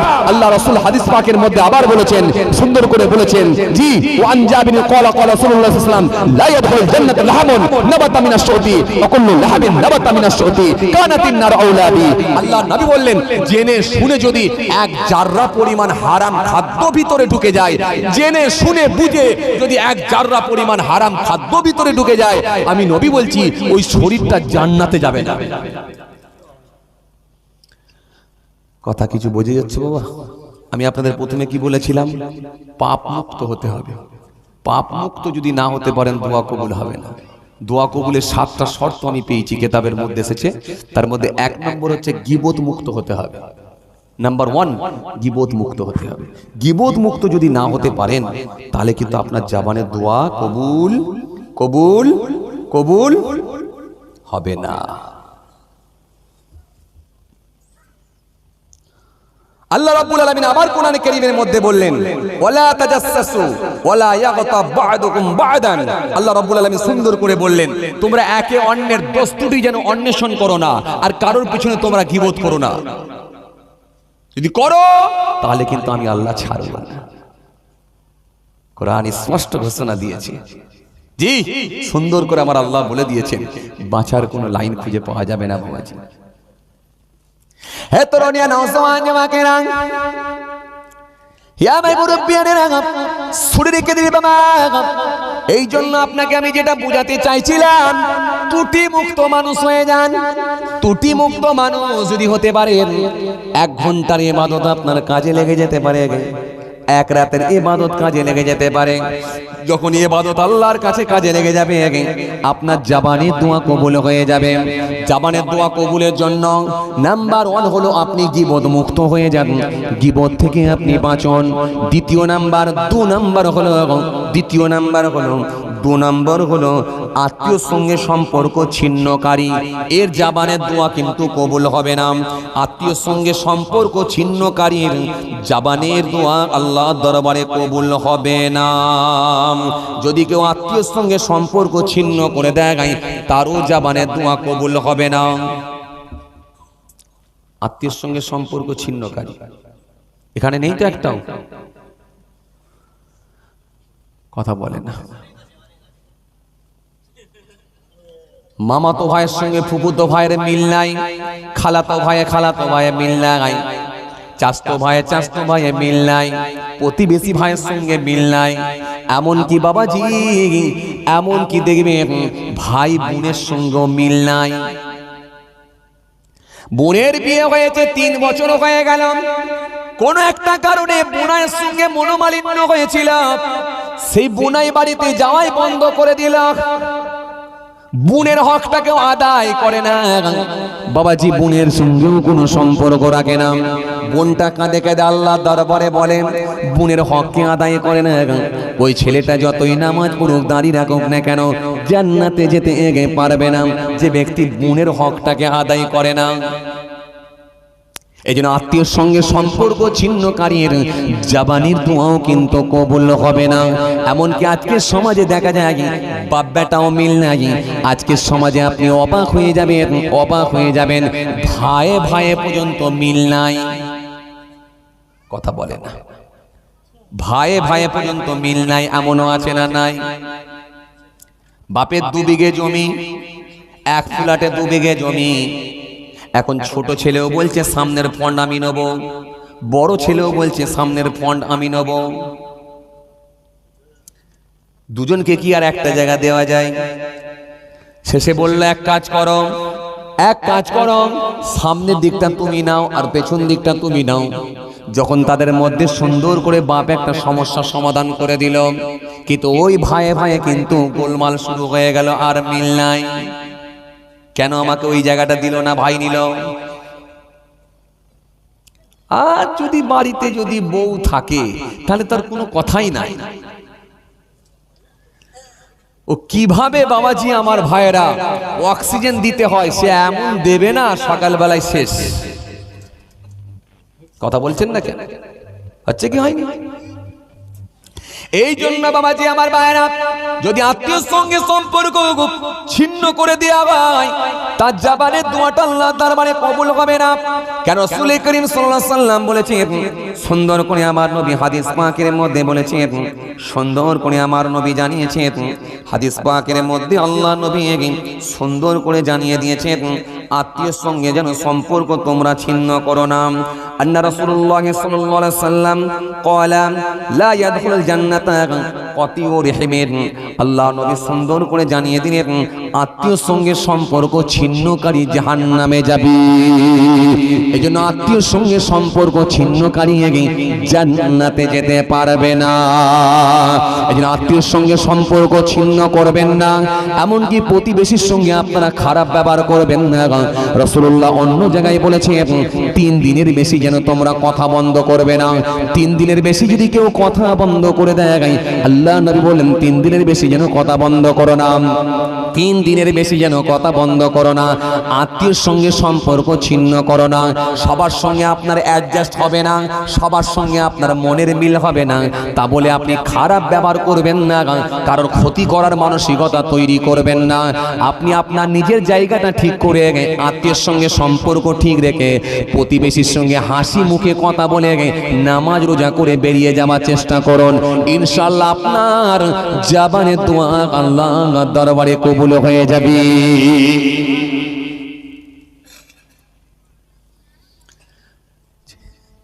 7টা শর্ত বলেছিলাম, কটা হলো? কথা বলে না, কটা হলো? হ্যাঁ, 3টে হলো।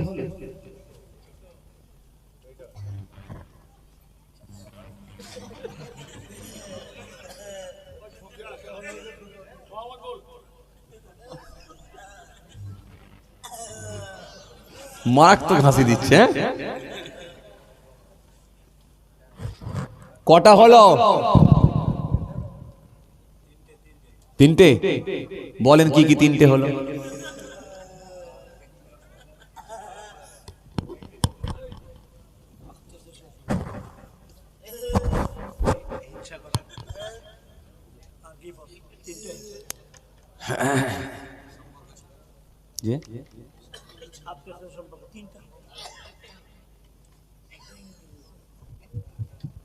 তিনটে হয়েছে।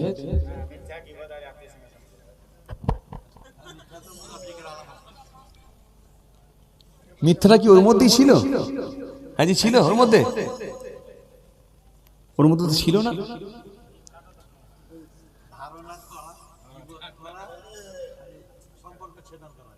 দুটো ধারণা গীবত একই জিনিস, পেছনে কথা বলা বা ধারণা করা, আর আত্মীয়ের সঙ্গে সম্পর্ক ছিন্ন করা, দুটো।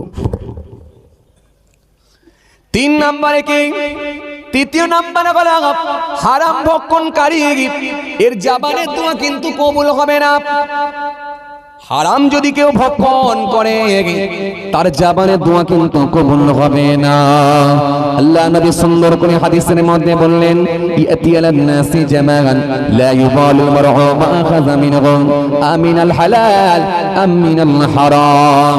আল্লাহ নবী বলেন অতি সত্তর মানুষের সম্মুখে এমন একটা জামানা আসবে কেউ কারোর পরোয়া করবে না, কেউ উপায়ে মাল লাভ করবে, হালাল উপায় না হারাম উপায়ে দেখা দেখি থাকবে না, খালি একটাই কথা যে কোনো ভাবে বড় লোক হতে হবে। কথা ঠিক কিনা?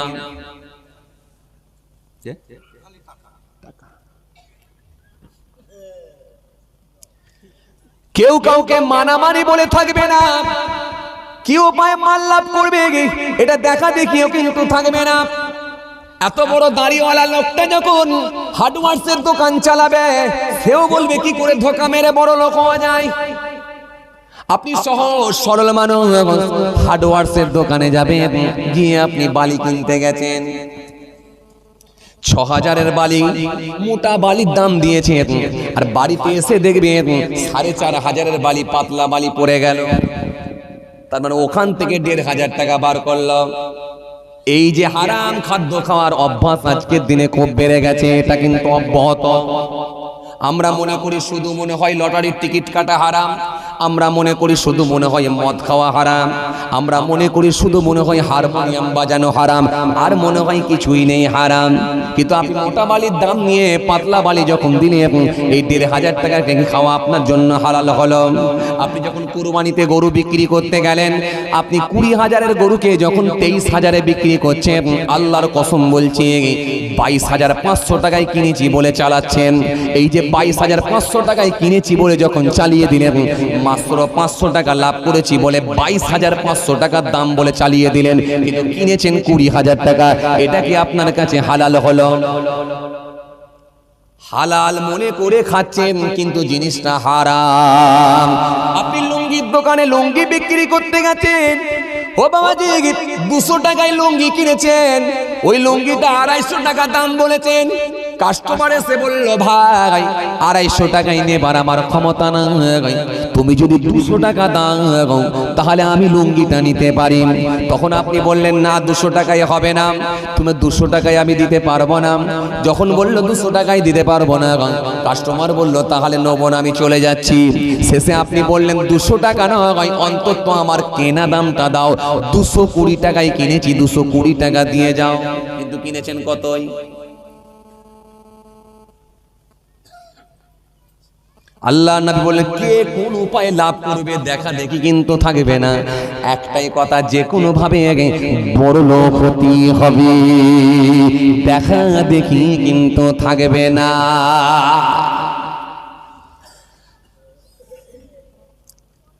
এই যে হারাম খাওয়া অভ্যাসে পরিণত হয়ে গেছে, আমরা ধরতেই পাচ্ছি না। জি কথা বলেন। হ্যাঁ, ইন্দিরা আবাসনের ঘর পেয়েছে 1,20,000 টাকা, তা থেকে বউ যুক্তি দিয়ে বলছে একটু বন্ধনের লোন তুলে লাও 1.5 লাখ টাকা। তাহলে হয়ে গেল কত? 2,70,000 টাকা। 2,70,000 টাকা দিয়ে বলছে একবারে এক টানে 2 কামরা ঘর করে লাও। কেন, ভবিষ্যৎ তো আছে নাকি, ছেলেটা তো বড় হচ্ছে। তখন স্বামীটা বলল আমি নামাজ পড়ছি, একসঙ্গে যদি 2 কামরা ঘর করি এটা কেমন লাগে, অন্তত 1 কামরা করি, কেন আমি বন্ধনের টাকা লোন তুলবো?